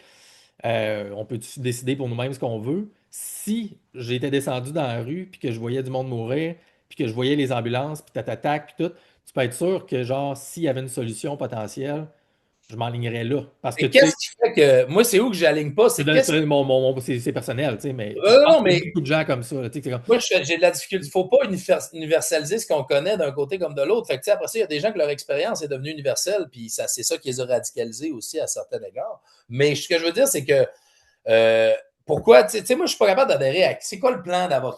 Mettons, ça serait une pandémie ou ce serait. Qui a planifié ça? Comment? Dans quel but? Pourquoi ça a été déclaré pandémique? Y a-tu un bouton panique qui s'est pesé pareil, mais ça n'a jamais arrivé de notre vivant. C'était quoi? C'était un grand plan ourdi. Tu sais, moi, j'étais comme en mode qui suis-je pour dire ne paniquons pas? Tu sais, à cet égard-là, j'étais plus de ce côté-là qu'affirmer des choses, puis me mettre à me dire c'est rien qu'une grippe, c'est rien que ci, c'est rien que ça. Mais si c'est pas rien qu'une grippe, moi, je n'étais pas prêt à assumer ça versus s'il y a eu des erreurs de fait, je pense que c'est moins pire d'aller de ce côté-là. C'était où je me plaçais pendant ce moment-là. Tu sais. Puis, quand je disais des fois mon spectre gauche-droite, on parle souvent des brillants à gauche, des brillants à droite qui notent des deux côtés, mais là, moi, je pense qu'il y a les deux extrêmes, il y a des abrutis des deux côtés, puis je pense que j'assume plus les abrutis de la gauche que les abrutis de la droite. J'ai choisi en fonction de qui sont les abrutis que je déteste le plus, clairement ceux de la droite. Même si à gauche, il y a des bons extrêmes aussi. Là, Ben non, mais tu sais, clairement, là, tu sais, tout groupe, tout sous-groupe de la population est une courbe, puis dans ça, tu vas avoir des extrêmes en faible nombre, tu vas avoir une majorité qui est au milieu, puis elle va être plus ou moins distribuée de telle façon, tu sais, fait que ça, je te suis à 100%, là, tu sais, moi, il y a bien des gens qui partagent, mais tu sais, en fait, moi, je sais même pas, tu sais, où est-ce que je suis politiquement, tu sais, finalement, en bout de ligne, je me sens un peu comme esselé, là, tu sais, dans mon petit coin tout seul. Moi, mon agenda, c'est plus réforme. Tu sais, moi, je suis plus un réformiste, tu sais. Je m'en sac un peu, tu sais. Honnêtement, je m'en fous un peu de la gauche, de la droite, des combats à ce niveau-là. Je suis plus comme, selon moi, les systèmes sont problématiques actuellement. Puis c'est plus les systèmes en tant que tels qu'il faut réformer. Fait que moi, c'est vraiment plus là que je suis, mettons, fondamentalement, tu sais. Mais de par les dernières années, c'est ça, je sens comme des trucs que je suis comme, pourquoi est-ce que c'est devenu vraiment important des choses, de défendre certaines choses du côté woke, tu sais, du côté gauche, etc., auquel je me perds un peu, tu sais. Mais d'ailleurs, ce mot-là, tu sais, parce que toi, tu as eu Ce la mot-là, mais hein. le mot woke, ben oui, tu sais, exact. C'est comme il y a des mots comme ça que tout le monde commence un peu à faire du woke ou de souche, qu'est-ce que ça veut dire, des affaires la même, tu sais. Fait que c'est quoi pour toi, en fait, woke? Parce que je vais citer, j'ai relevé deux, trois exemples de tes statuts qui sont toujours le fun à lire. D'ailleurs, tu sais, en passant, c'est ça qui est drôle. Tu sais, moi, mettons, t'es le gars que genre, j'étais comme, c'est cool, quand il sort un nouveau statut sur de quoi que je vois un peu, ça a l'air de quoi d'intéressant dans l'actualité, j'aime ça aller te lire parce que je suis comme, bon. Je vais pouvoir faire qu'est-ce que j'aime pas dans son statut, c'est quoi ses arguments. Tu sais, fait que moi, tu me nourrissais, Ça tu sais, fait de ça. légitime, là, c'est ça, les gens Ben pensent que oui, tu sais, quand tu nous forces ou tu nous mets tes idées dans la tête, puis ça n'est pas comme toi, on est des cas. Ben, mais pas pas en vraiment. tout, Là. tu sais. La game, elle joue, c'est ça. Là.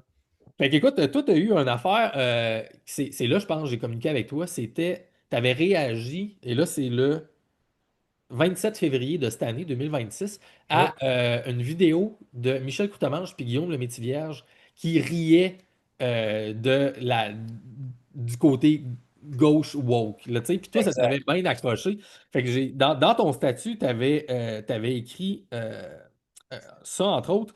J'ouvre tes guillemets, je vais te citer. Je vois autant de dangers dans le wokisme que dans l'agriculture. Et encore un accident de moissonneuse-batteuse est si vite arrivé. Puis ça, c'est drôle, ça.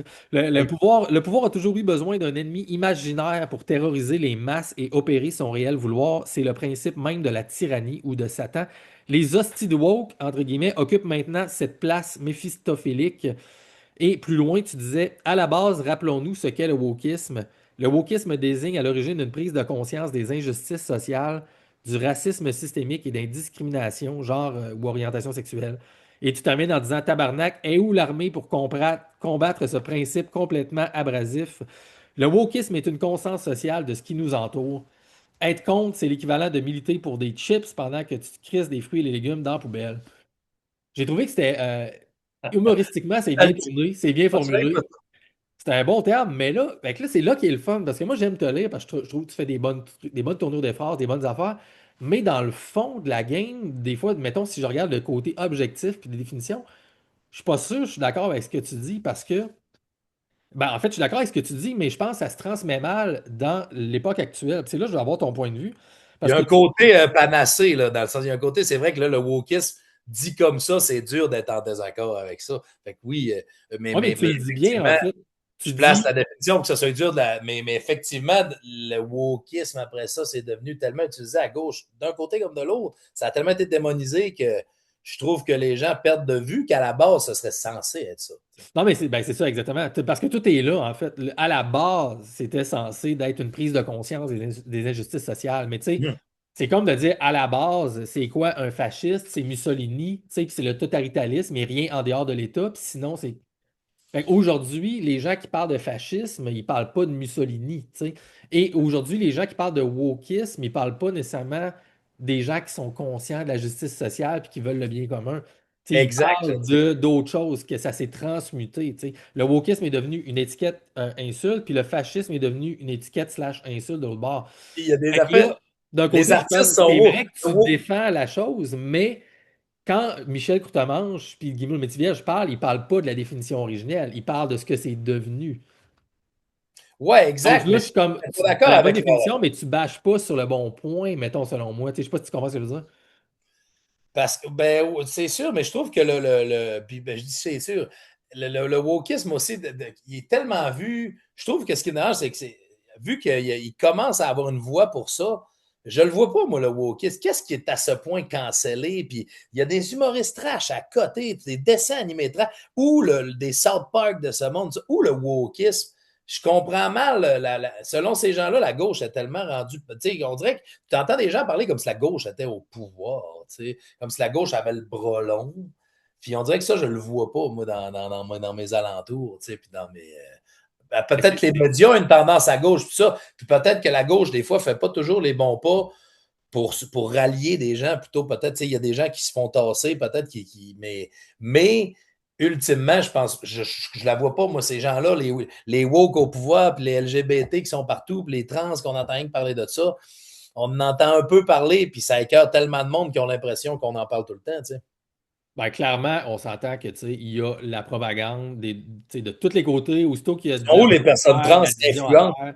qui ont du pouvoir? Ils sont où ces personnes-là? Pour vrai. Ben, non, mais je pense pas que les personnes trans qui ont du pouvoir, c'est ça l'argument des gens qui dénoncent le wokisme. C'est plutôt une idéologie. Et c'est pas une question de pouvoir dans le parti politique au pouvoir. C'est une question de pouvoir, en fait, d'infiltration à deux niveaux. Mettons, la dénonciation contre le wokisme, là, et pas le wokisme originel, mais de ce que c'est devenu. C'est-à-dire, tu sais, mettons, en gros, c'est comme le dogme de choses qui sont défendues comme étant supposément prouvées, mais qui, quand tu vas plus loin derrière, ne sont pas soutenues par la science.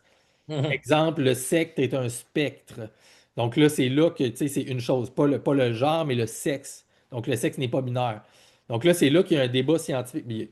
Il y a un débat, mais tu sais, il n'y a pas vraiment de débat, dans le sens que, tu sais, ceux qui défendent l'idée du sexe sur un spectre ne sont pas vraiment capables de répondre aux arguments de la personne qui dit, ben non, mais il y a juste deux types de gamètes. Il y a les petites gamètes, les spermes, puis il y a les longues gamètes, les ovules, les ovaires, excuse-moi. Puis il n'y en a pas de troisième. C'est impossible. Mais Ça, là-dessus, exemple. Mais juste, je vais finir le truc, là. Mais c'est un exemple, tu sais. Fait qu'il y a trois, il y a trois cas d'affaires, mais il y a ça, il y a l'équité.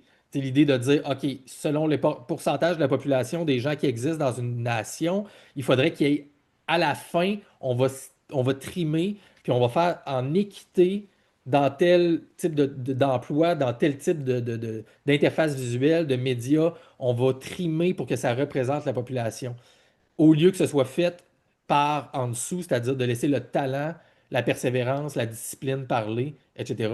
Fait que ça, c'est une autre affaire qui est débattue, qui est controversée, puis qui n'est pas soutenue par qu'est-ce qui fait fleurir la société occidentale dans son origine, dans le bon côté de la société occidentale, bien sûr, et non pas dans son côté négatif. Fait que c'est des choses comme ça ici qui sont, j'ai l'impression, sous l'étiquette du wokisme. Puis je finis juste le point que je t'amenais, c'est que c'est pas une question de pouvoir politique, tu sais, parce que les gens qui sont dans ce style-là, souvent aussi vont comprendre qu'il y a un pouvoir qui est à l'extérieur du parti politique au pouvoir qui existe, tu sais, qui est là, qui est par les organismes non gouvernementaux, qui est par les institutions, puis par l'académisme, principalement par la science, et tout l'aspect académique professoral et tout ça, tu sais, c'est les gens qui forment les gens. Et donc, il y a des études qui ont été faites sur ça dans les 15-20 dernières années. C'est de montrer, dans le fond, la majorité des professeurs sont tous à gauche, dans toutes les universités occidentales pratiquement, sauf des privés, tu sais, qui ont une mission, exemple religieuse ou autre. Dans les institutions, dans les ministères, dans le gouvernement, puis dans les OGN, ceux qui reçoivent les subventions, etc., c'est majoritairement des gens qui apportent, mettons, les idées, entre guillemets, woke, et qui ont un gros pouvoir, finalement, qui n'est pas la CAQ et François Legault, tu sais. Au contraire, lui agit comme un contre-pouvoir face à ça, tu sais, d'une certaine façon. ben, ça laisse à croire que si les universités tombaient à droite, tu sais, je comprends ça, je suis d'accord que je pense que les universités sont plus gauchistes en général. Fait que s'ils tombaient à droite, il serait où le rempart de la gauche? C'est peut-être tout ce qui reste dans l'idéologie, tu sais, Fait que, tu sais, c'est dit comme c'était transmis, mais la majorité des gens ne vont pas à l'université, là, dans les faits, là. Fait que c'est pas vrai que c'est Non, mais ceux qui vont à l'université, c'est ceux qui vont avoir les postes décisionnels et les postes de gestion. Donc, c'est un cercle vicieux. Oui, Donc, mais si ça fait 20 ans, une génération, deux générations, tu formes des gens toujours de plus en plus à gauche, toujours plus radicaux. Mais des postes décisionnels, des Mark Zuckerberg, des Jeff Bezos, ça fait même pas des gens qui ont des gauchistes. Là. Les ultra-puissants, je suis rarement gauchiste quand même aussi. Fait que je sais pas à quel point, moi, c'est. Puis ce que je veux dire, c'est que je suis quand même. On dirait que ça me dérange pas via mon spectre politique. Mais fait que on dirait que je trouve que qu'il y ait ça. ça se peut que ça soit plus à gauche, mais je perds le point, excuse-moi. Non, mais en fait, c'est intéressant. Tu vois, mais justement, tu dis, ça ne me dérange pas tant de par tes positions politiques, si on veut.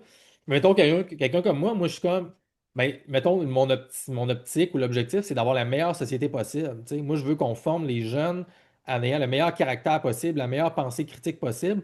Et donc, moi, je veux que les jeunes deviennent des humains avec le plus d'outils possible, qui comprennent les différents spectres politiques et qui puissent être capables de juger la gauche, de juger la droite et de choisir leur camp. Alors que du côté souvent militant à gauche, j'ai l'impression que la droite, les conservateurs ou la droite économique est de facto vue comme un problème. Mhm. Et donc, dans le fond, ça ne vous dérange pas si dans les institutions, etc., c'est la gauche qui domine parce que c'est le bon côté des choses. Moi, mettons, mon point de vue, c'est comme, ben, je pense pas. C'est complémentaire. C'est mâle-femelle, c'est homme-femme, c'est gauche-droite. Et c'est en ayant une pluralité d'opinions qu'on peut avoir un combat, une compétition saine et avoir une société qui va se développer. Et c'était, je crois, un peu la promesse du développement d'Occident qui a mené aux sociétés qu'on a aujourd'hui, même si évidemment on est comme en fin de cycle un peu à cause de la fin de l'Empire et tout ça, mais on a quand même développé au fil des 150, 200 dernières années quelque chose qui est quand même remarquable, si on veut d'une certaine façon, en Europe et en Occident, en Amérique du Nord. Euh, Mais je là, je trouve ne suis que pas en train de dire que c'est parfait, là, mais tu comprends ce que je veux dire? Qu'est-ce que tu penses de ça, l'idée de dire non, mais ouais, mais peut-être que la gauche, c'est pas toujours bon et ça peut être un problème s'il y a juste de la gauche, tu sais.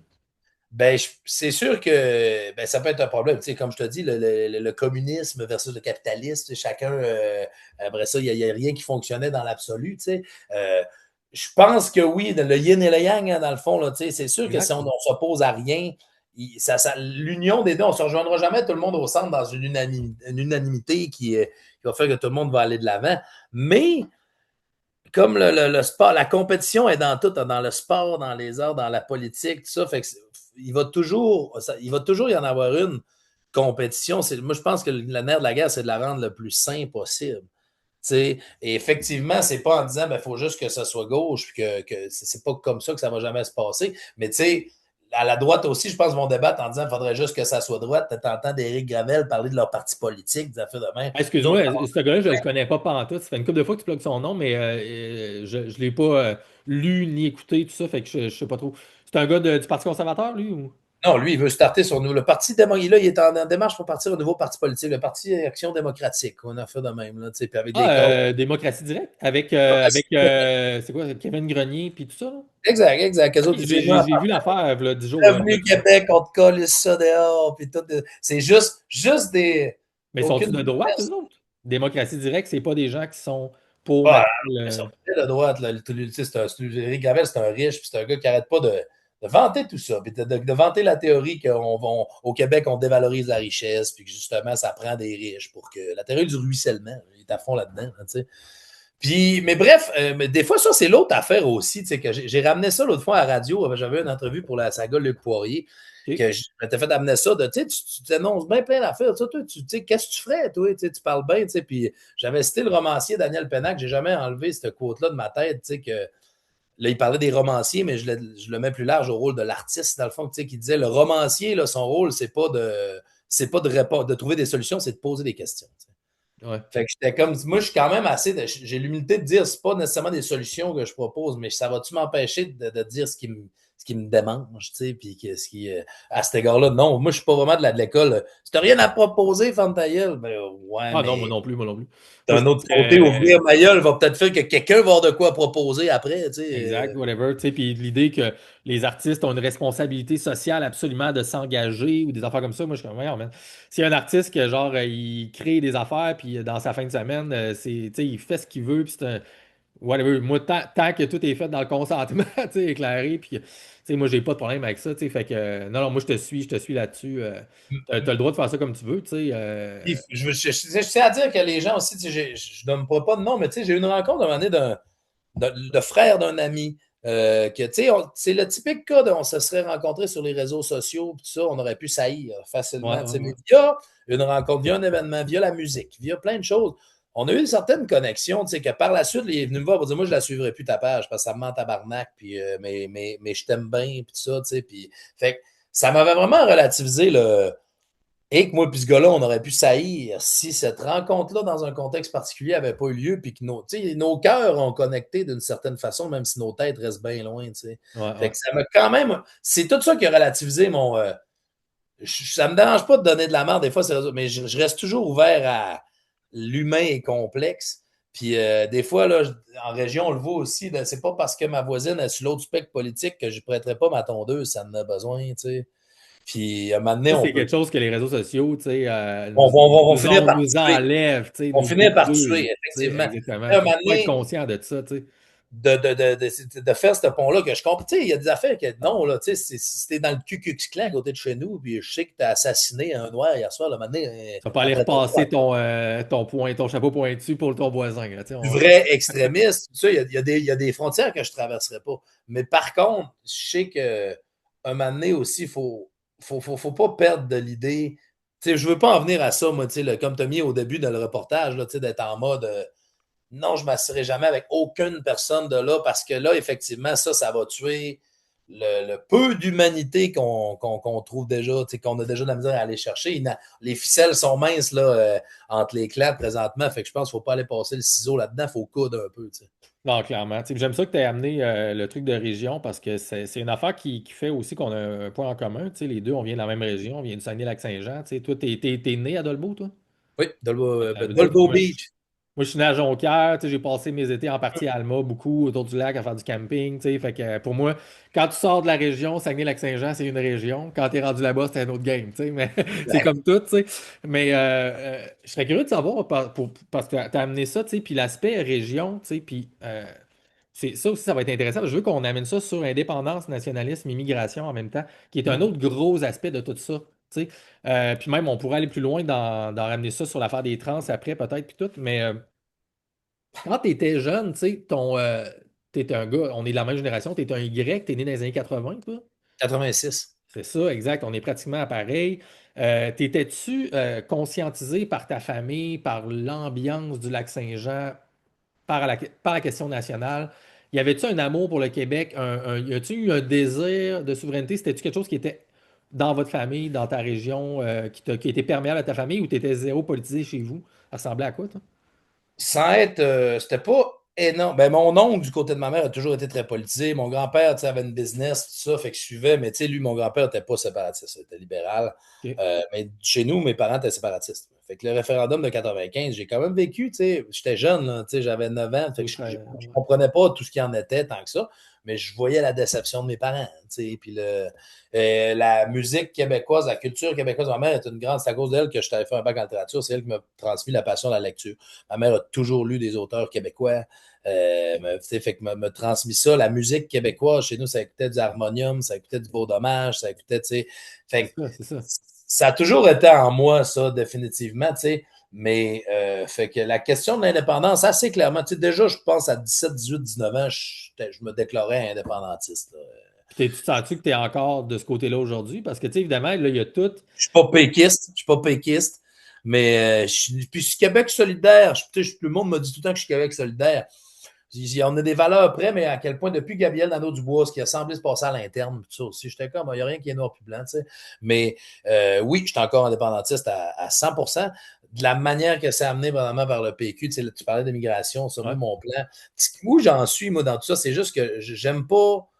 Moi, on dirait que je suis humaniste là, dans les faits. J'étais, dans le milieu de l'humour, là, que je parle de Sinem, que je parle de Mariana, que je parle d'Anna Sassouna, que je parle de Oussama Fares, que je parle de Mi Benson, Sylvain, que je parle d'Adib Al-Khalidé, Nive. C'est tous des chums. Mi Benson, il est drôle en esti, ce gars-là. C'est tous des gens que je vois pas de frontières entre eux autres. Puis moi, c'est des Québécois qui travaillent ici. C'est des gens qui sont imprégnés du Québec. Tu sais, j'haïs l'idée qu'on essaye de se mettre qu'un étranger prend une place qui nous reviendrait de droit dans un monde où tout est en train de pogner en feu, Puis, pour moi, j'ai pas cette valeur-là de dire un Québécois d'abord ou ça, parce que j'en haïs tellement des Québécois. Puis là, je haïs les Québécois, ça va être ça le gros titre, mais pas du tout. Mais ce que je veux dire, c'est que... je pense que c'est ça que je vais faire. Il haït les Québécois. Contre-tier haït les Québécois. Ce que je veux dire, c'est qu'il y a tellement des fois de gens que je rencontre, des Québécois d'ici, avec qui j'ai une profonde mésentente, puis que je déteste, que ces gens-là, je les veux pas plus dans mon équipe. Tu sais, mais il y a des gens qui disent le Québec, je veux pas plus ce gars-là dans mon équipe qu'un Adib ou qu'une Sinem ou qu'un Mohamed. Tu sais, tu comprends-tu? La mentalité, puis je trouve que l'approche, exemple, que le PQ, avec, en parlant toujours de seuil migratoire, de s'il y a moins de loyers, c'est tout le temps d'essayer de tasser ça vers l'immigration. Puis je trouve que ça marginalise ces gens-là qui le sont déjà. Puis pour moi, un Québécois, c'est quelqu'un qui veut. La souveraineté, pour moi, on va la faire en ralliant la jeunesse. Puis la jeunesse est multiculturelle puis cosmopolite aujourd'hui. On ne va pas la rallier en essayant de revirer ça de bord. Puis il y a des gens qui pensent peut-être que la solution, c'est de revirer ça de bord et de faire un contrôle de ça. Moi, on dirait que je ne veux pas manger de ce pain-là parce que dans le futur, là, à un moment donné, les gens, ils vont rentrer de force quand même avec ce qui s'en vient, puis avec le réchauffement, puis avec les. Pourquoi pas être ouvert? C'est une vision un peu catastrophiste, un peu, dans le sens que tu sens qu'on s'en va vers un endroit où est-ce que les gens vont envahir l'Amérique du Nord, finalement? Pas de mon vivant. Je ne penserais pas catastrophiste, là, ça va se passer, mais je pense que oui. Avec des affaires comme la situation de la guerre en Ukraine, avec c'est pas un jour, il y a des endroits de la planète qui vont être inhabités. La planète est en train de changer. Puis je pense que dans la précarité, si les ressources, moi je pense, je suis sûr, par exemple, les énergies renouvelables, on n'est plus en énergie renouvelable. À un moment donné, la ressource va manquer, l'énergie peut venir qu'à manquer. Puis à ce moment-là, ce n'est pas des permissions qui vont se demander. T'sais. Moi, je suis plus du genre à dire ouvrons la porte pendant qu'on peut encore le faire de bonté d'âme, plutôt qu'à un moment donné, juste avoir fermé la porte puis tomber dans ces moments-là qui. La nécessité ne connaît pas de loi. Puis là, on n'est pas encore dans la nécessité. Fait que c'est je comprends. Je suis ta logique, en fait, puis c'est vraiment, c'est vraiment intéressant, en fait, parce que c'est une fondation quand même au mode de pensée qui représente beaucoup, justement, un aspect panique, un peu, dans le sens que il faut accepter, il faut faire des choses, etc., parce que le monde est en train de, tu sais. Fait qu'il y a un aspect panique, justement, catastrophiste, un peu, pas nécessairement demain ou l'année prochaine, etc., mais c'est quelque chose qui forme un peu l'idée, les décisions à prendre, en fait, sur comment gérer la société.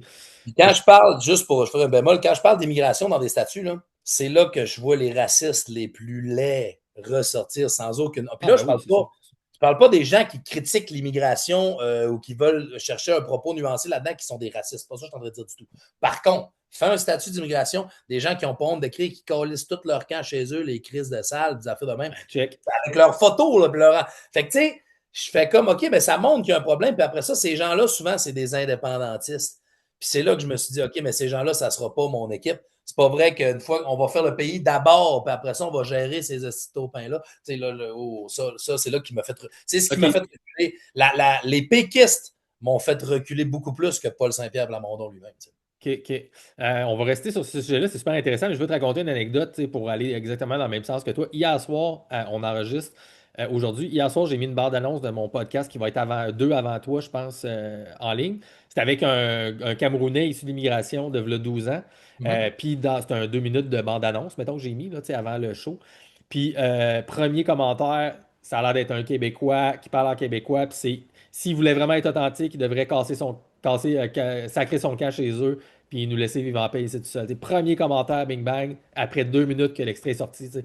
Fait que, tu sais, moi, je suis comme, man, j'ai répondu, je suis comme décaliste de ma chaîne. Là, je te veux pas ici, le gros. Fait que, je te suis à 100%. Moi, l'aspect tribal de faire tous les gens qui sont des Canadiens français, des Québécois de souche sont bons, etc. C'est mon équipe, on n'est pas là pantoute. Mais par contre, tu veux-tu répondre? Excuse, vas-y. Vas-y, non, c'est bon, je l'ai dit en masse. Pas trop. J'allais dire, mais par contre, l'autre côté de la médaille, fait que là, il y a comme deux choses à ce que tu as dit qui m'intéressent, puis je veux que tu m'en dises plus là-dessus. De un, c'est, bon, moi, je pense qu'il y a de la caricature du côté woke des critiques de l'immigration. Tu sais, j'ai jamais entendu personne, mettons, on oublie les commentaires, là. On oublie là, les guerres de commentaires des imbéciles, puis Kevin, là, dont on se calisse tout, là. Puis ça devrait aller aussi pour les féministes, tout ça. Vous devriez même arrêter de parler de ces gens-là parce qu'ils ne représentent pas le vrai monde, mais en même temps, ça existe pour de vrai. Les critiques, tu sais, de tous les gens du PQ, de l'administration ou des gens, mettons, moi, je ne suis pas membre d'aucun parti politique, mais tu sais, scientifiquement, je suis comme, OK, tu sais, il y a quelque chose de démographique qui fait que les dirigeants laissent entrer de toutes sortes de façons plein de gens sur le territoire. Ça change énormément la démographie. Et il n'y a personne qui a voté pour ça. Ça n'a pas été une demande de la population. Il n'y a pas de mandat démocratique pour ça. Et il y a quelque chose qui existe comme des frontières, et à l'intérieur des frontières, il y a des populations, puis à l'extérieur, il y a des populations qui ne sont pas des citoyens. Right?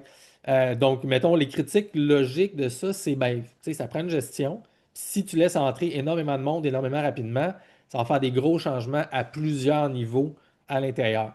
Tu sais, ça, c'est, mettons, moi, ce que je sens. Les critiques que moi, je vois, que ce soit de PSPP ou autre, là, mettons, ou bas de côté, c'est d'attaquer les décisions et la quantité de transformation démographique dans un schème de temps trop rapproché pour ce qu'on est capable d'intégrer et même de les laisser s'intégrer à la population.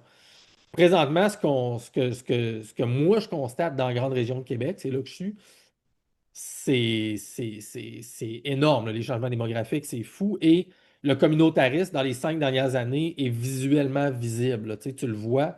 Tu vois les quartiers se transformer, tu vois des gangs, tu vois ça, l'itinérance a augmenté énormément aussi à Québec depuis 2019-2020. Fait que, qu'est-ce que tu fais de ça? C'est-tu rationnel pour toi? Ça a-tu une logique ou aussitôt qu'on dit non, non, mais c'est parce qu'il y a une question de chiffres, de nombre et de possibilités qui se calculent, non pas parfaitement, mais qui existent et dont on doit tenir compte pour le bien des immigrants qui s'en viennent et qui veulent arriver dans un endroit meilleur d'où ce qui arrive. Les gens qui s'en viennent ici veulent une société stable. Ils veulent un endroit où est-ce qu'ils vont avoir accès à des services, accès à du logement. C'est pour ça qu'ils s'en viennent ici. Fait que si on arrive et qu'on fout le bordel pour la cohésion sociale et pour les services et pour le coût de la vie et tout ça, ces gens-là vont être les premiers perdants.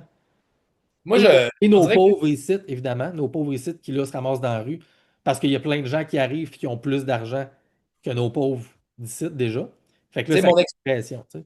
mon expérience personnelle m'amène à pas trop le voir ce bordel. Tu sais, tu parles de Jérôme Blanchet-Gravel fait pas mal tout le temps souvent des textes sur l'africanisation de la ville de Québec. Là, il dit qu'il y a des quartiers qui sont presque majoritairement africains et tout ça. Puis, tu sais, un matin, je l'ai vu poster son verre à Miami. Tu sais, mes parents vont en Floride tous les hivers, tout ça. Je vais souvent à Miami, puis ça, là, comme je ne peux pas m'empêcher de commenter. Si tu trouves que Québec est africanisé, tu dois être capoté à Miami, mon gars. Tu sais, parce que de l'afro-américain à Miami, là, il n'y a que ça. Tu sais, fait quel Oui, mais les Afro-Américains sont aux États-Unis depuis le début.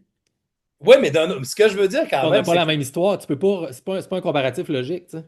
Ouais, c'est C'est vrai. drôle, c'est drôle. Tu sais, tu comprends, là, il y a une différence. Tu sais, c'est drôle, c'est une bonne pin, mais si tu vas dans le domaine logique, la rationnelle, tu peux pas comparer, c'est des pommes avec des oranges. Mais moi, l'affaire, c'est que.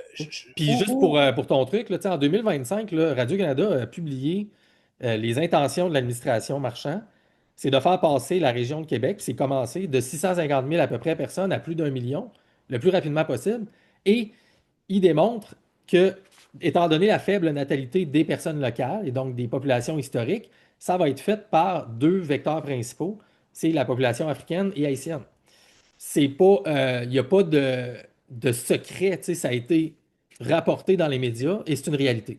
Moi, oui, ben, OK, mais ça, oui, démographiquement parlant, tout ça, puis après ça, je ne vais pas m'engager à dire notre plus, notre moins, parce que ce pas des chiffres que j'ai, puis je ne veux pas faire parler au travers de mon chapeau. Ouais. Par contre, moi, où je dis, c'est que ce que je déplore, c'est qu'on a. Les gens ne sont pas fiers de la culture québécoise dans le sens. Moi, c'est un exemple, mais les gens en général écoutent de plus en plus de Netflix, des trucs américains. On n'est pas fiers de nos auteurs d'ici, on n'est pas fiers de nos artistes d'ici tant que ça. On ne présente pas notre culture positivement. On la présente, puis on est fiers de notre culture quand c'est le temps de dire tu vas enlever ton drapeau de là, tu vas retirer ton voile de ta tête. Tu sais. Mais moi, je trouve que si on était fiers de notre culture et on la présentait tellement positivement, les gens qui viendraient ici n'auraient pas le choix d'y adhérer d'une certaine manière, positive, pas en se faisant forcer derrière, en disant c'est donc bien cool, tout ça. Puis je trouve que cette fierté-là, on la perd. Fait que pour moi, que dans 100 ans, on soit majoritairement black au Québec ou qu'on soit majoritairement, si la culture reste, c'est pas l'identité va venir avec. Moi, je vois pas de problème. Quand je suis entouré, dans mon quartier, c'est beaucoup très. À Montréal, exemple, c'est très haïtien, même maghrébin. Puis je me sens pas minoritaire. Tu comprends-tu? Pour moi, il y a des gens.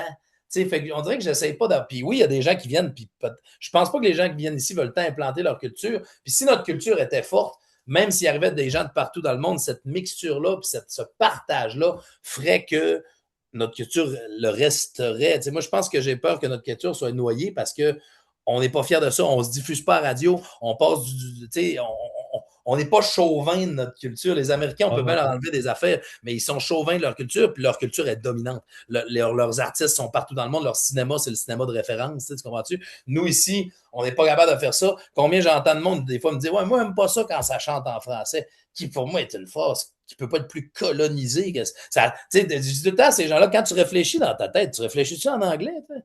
Non, bon, mais comment tu peux renier à ce point ta langue de base? T'sais? Fait que moi, c'est plus ça, je te dirais, mon point, que c'est peut-être très humaniste puis dans le déni de certains problèmes que ça peut apporter, mais j'y vois pas de problème qu'on soit plus des Québécois de souche dans 100 ans. J'y vois un problème parce que notre culture va peut-être mourir parce qu'on n'en est pas assez fiers. Puis ça a toujours été ça le problème, d'imposer des trucs. Mais d'après moi, ça va partir du bas puis ça va monter vers le haut. Si on veut le partir du haut et l'envoyer en bas, ça devient de la tyrannie, ça devient une forme de contrôle versus le faire fleurir, c'est plus long, mais ça demande du temps, ça demande de l'amour. Puis ça, il y en a-tu encore dans le tissu social actuel? Je sais pas. T'sais. Fait que tu es dans le nationalisme, si on veut, civique, à 100%. Fait que quelqu'un qui obtient sa citoyenneté, etc., peu importe la provenance, peu importe l'ethnie, la race, whatever, c'est pas quelque chose, dans le fond, pour toi qui va avoir un impact sur euh, la nation nécessairement en termes d'importance, si on veut. Fait que tu n'as pas l'idée de défendre une conscience ethnique canadienne-française, historique, et de projeter ça dans le futur. T'sais. Donc, moi, je pense qu'on devrait la défendre puis en parler avec passion aux gens qui arrivent, mais c'est pas ça je parle pas de la culture, là, je parle de l'ethnie. Là. Je parle vraiment de l'aspect racial, ethnique. Donc, le fait qu'il y ait des idées. Donc, tu sais, puis je vais amener avec ça l'aspect. Tu sais, il y a eu le projet de constitution de la CAQ là, qui a été avorté. Tu sais, je sais pas, tu savais, il y a déjà eu d'autres projets de constitution avant qui n'ont pas été acceptés, etc. Puis, il y a des gens qui font des recherches par rapport à ça, super intéressant. Euh, c'est que, exemple, parce que je veux te lancer en fait le comparatif, dans ces lois-là et dans la Constitution canadienne présentement, et écrit, il y a des reconnaissances, mettons, des races, des ethnies autochtones. T'en as 11, mettons, tu sais. Puis eux autres, c'est important pour eux autres. Un Innu n'est pas un Iroquois, qui n'est pas un Wendat, qui n'est pas un Cri. Puis présentement, il y a des controverses par rapport à ça parce que ils sont en train de changer des règles. Puis là, ils sont comme si on n'a plus tel parent à 50% au niveau du sang, de la descendance, on pourrait plus être considéré puis avoir nos cartes dans la main, tu sais. Fait qu'ils ont une conscience ethnique à protéger, tu sais, au niveau du sang, tu sais, de la transmission de l'ascendance. Oh, ouais. Il y a les Canadiens français, donc les colons, et tous les descendants qui sont devenus des millions de Québécois qui ont façonné le Québec, qui ont construit tout ce qu'on a présentement, avec l'apport des immigrants par la suite. Mais on s'entend que c'était très faible dans les premiers siècles. Euh, Ça, c'est pas représenté nulle part. T'sais. Donc, ça, c'est québécois. Fait à l'intérieur de Québécois, tu as les ethnies issues de l'immigration, tu as les ethnies des Premières Nations. Tu as les ethnies anglo-historiques qui sont reconnues, mais tu n'as pas les Canadiens français. Ça, c'est aussi sous québécois, mais il n'y a aucune précision là-dessus. Fait que tu serais un peu d'accord avec cette vision-là, si on veut. Et je vais te laisser répondre. On va faire un switch. Je viens de voir le temps avant que je te coupe pendant que tu parles. T'es correct? Fait qu'on revient dans 30 secondes. All right, vas-y, man.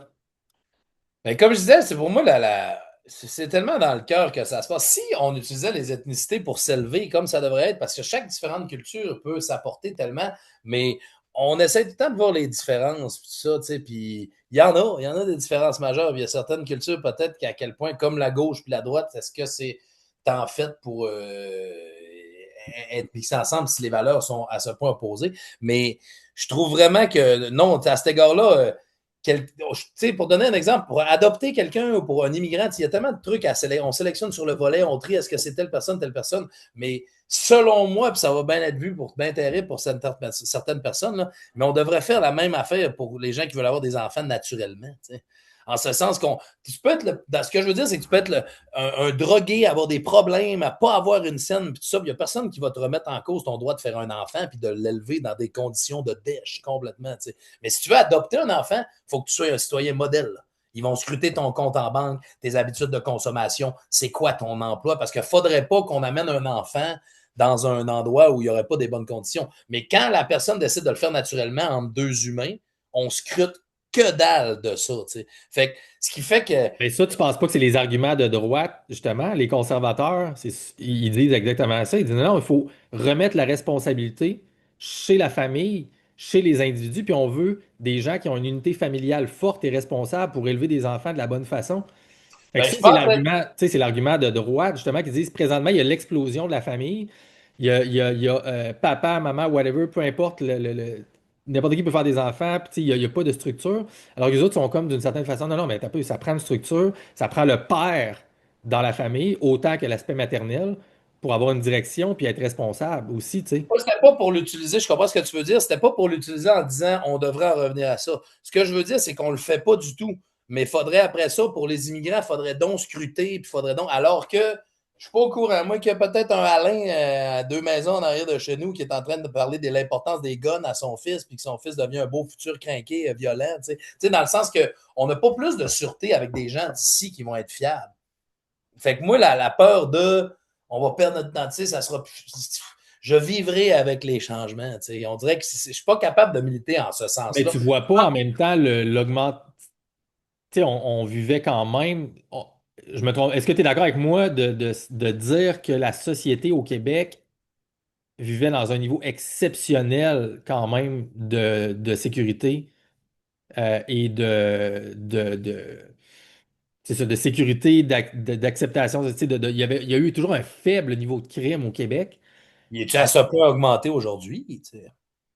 Ben, je sais pas, c'est évidemment, là, il faudra ramener des chiffres pour le voir, etc. Tu sais, c'est une des choses qui semble, tu sais, en tout cas, être criée autant de la gauche que de la droite, l'augmentation des crimes, l'augmentation des féminicides, l'augmentation de telles affaires, l'itinérance, la pauvreté, Mais etc. moi, Tu je sais, pense pas que notre sécurité, genre une femme qui marche dans la rue, là, je pense qu'elle n'a pas plus à se sentir menacée d'une personne issue de l'immigration que d'un bon vieux Québécois de souche. Tu sais, mais ben, ça via dépend ce que tu veux dire par issue de l'immigration, tu sais, dans le sens que, tu sais, si tu vois, issu de l'immigration de quelle génération? Parce qu'après ça, c'est encore c'est touché de dire ah, ça, c'est un immigrant. Et peut-être qu'il est trop, qu'il est né ici. Fait que là, à quel point tu es immigrant, c'est tu ça le que je veux sais dire. pas, tu le sais pas, mais tu sais, tu sais, là, c'est tout l'aspect statistique, etc., versus la réalité, tu sais. Si les gens voient à quel point que, tu sais, mettons, les crimes sont commis par certaines communautés versus d'autres, peut-être qu'à un moment donné, ils vont faire, ouais, crif, si je suis tu sais, face à certaines communautés, peut-être que je vais me sentir un petit peu plus serré que d'autres. Puis mettons, tu sais, moi je peux porter le même jugement. Tu sais, on essaye de ne pas juger tant que possible. Mais tu sais, si je suis dans une ruelle, puis qu'il y a trois blacks habillés, men, en Wu-Tang Clan, puis qui est gars du rap, puis qui sont là, puis qui sont vraiment intenses dans leur énergie, puis qu'à côté, je vois deux monsieur blancs habillés en habits, avec des petites lunettes, puis une mallette qui ont l'air direct qui sort de la job. Moi, je vais peut-être pas avoir la même attitude par rapport à la distance que je vais prendre de ces gens-là, puis comment je Oui, vais me mais là, sentir, puis checker mes angles morts, tu sais. oui, je sais, mais si enlève les trois blacks qui écoutent du Wu-Tang Clan avec des hoodies, là, tu mets trois blancs qui écoutent du Wu-Tang avec des hoodies. Je sais pas à quel point la couleur rendue là va.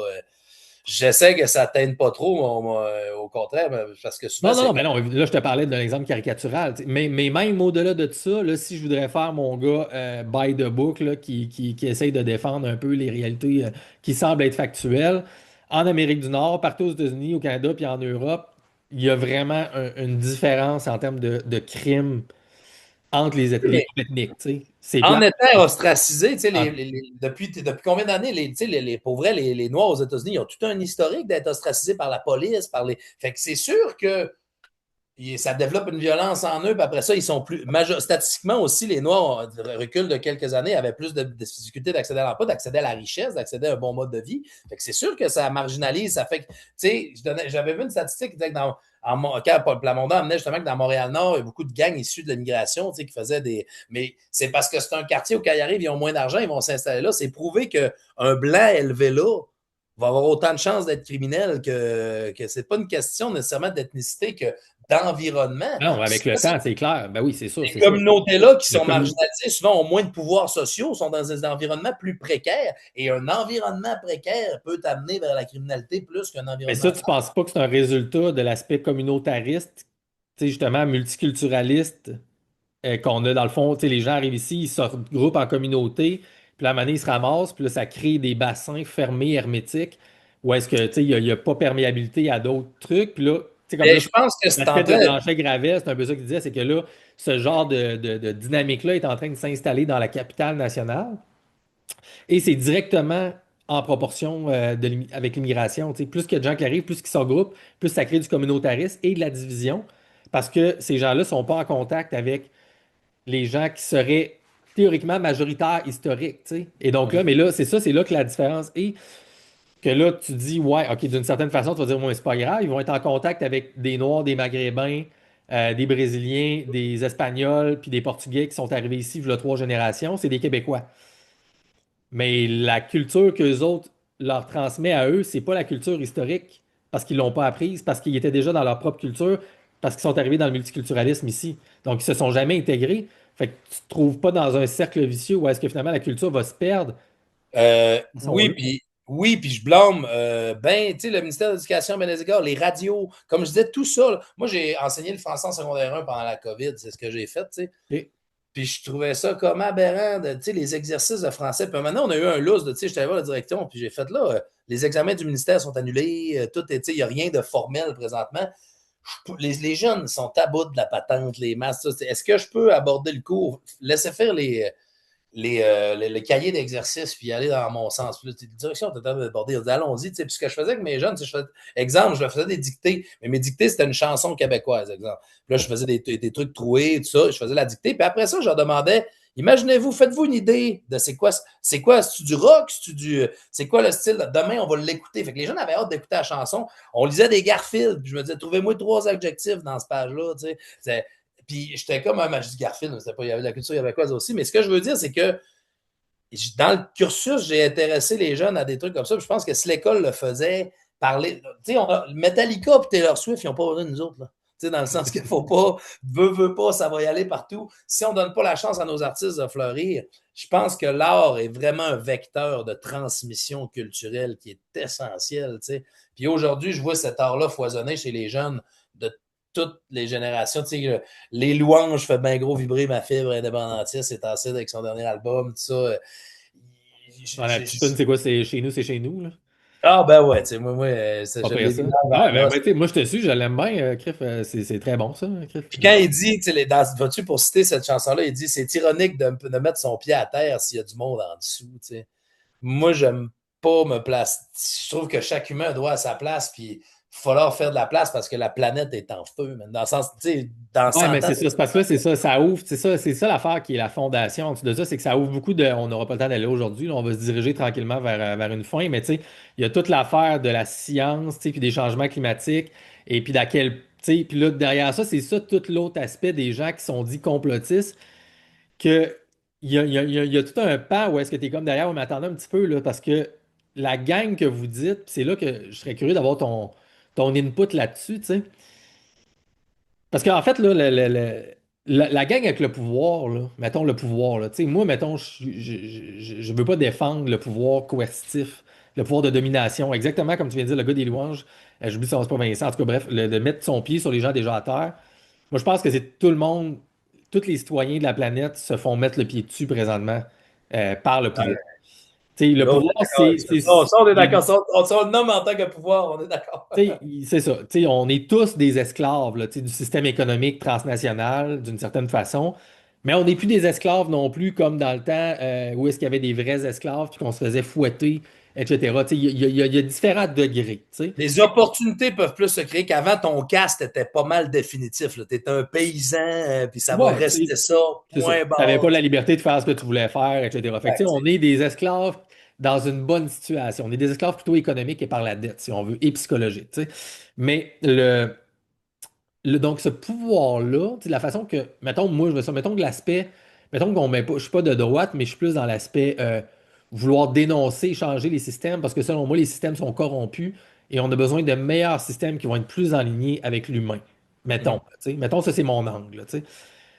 L'aspect, là, tu sais, qu'il y a une classe, mettons, là, de gens là, qui sont là, tu sais, dans les regroupements, là, tu sais, genre le Forum économique mondial, puis le Club de Rome, puis le Club des 300, puis le Conseil sur les relations, le CFR aux États-Unis, puis la table ronde de l'Empire britannique qui est encore là, puis le Conseil privé de la Reine, tu sais. Ce qu'ils appellent le Deep State, là, mettons, là, les globalistes, là, ça, là, qui sont toute la gang des chefs, mettons, décisionnels des compagnies transnationales qui nous font chier, puis qui font chier la gauche.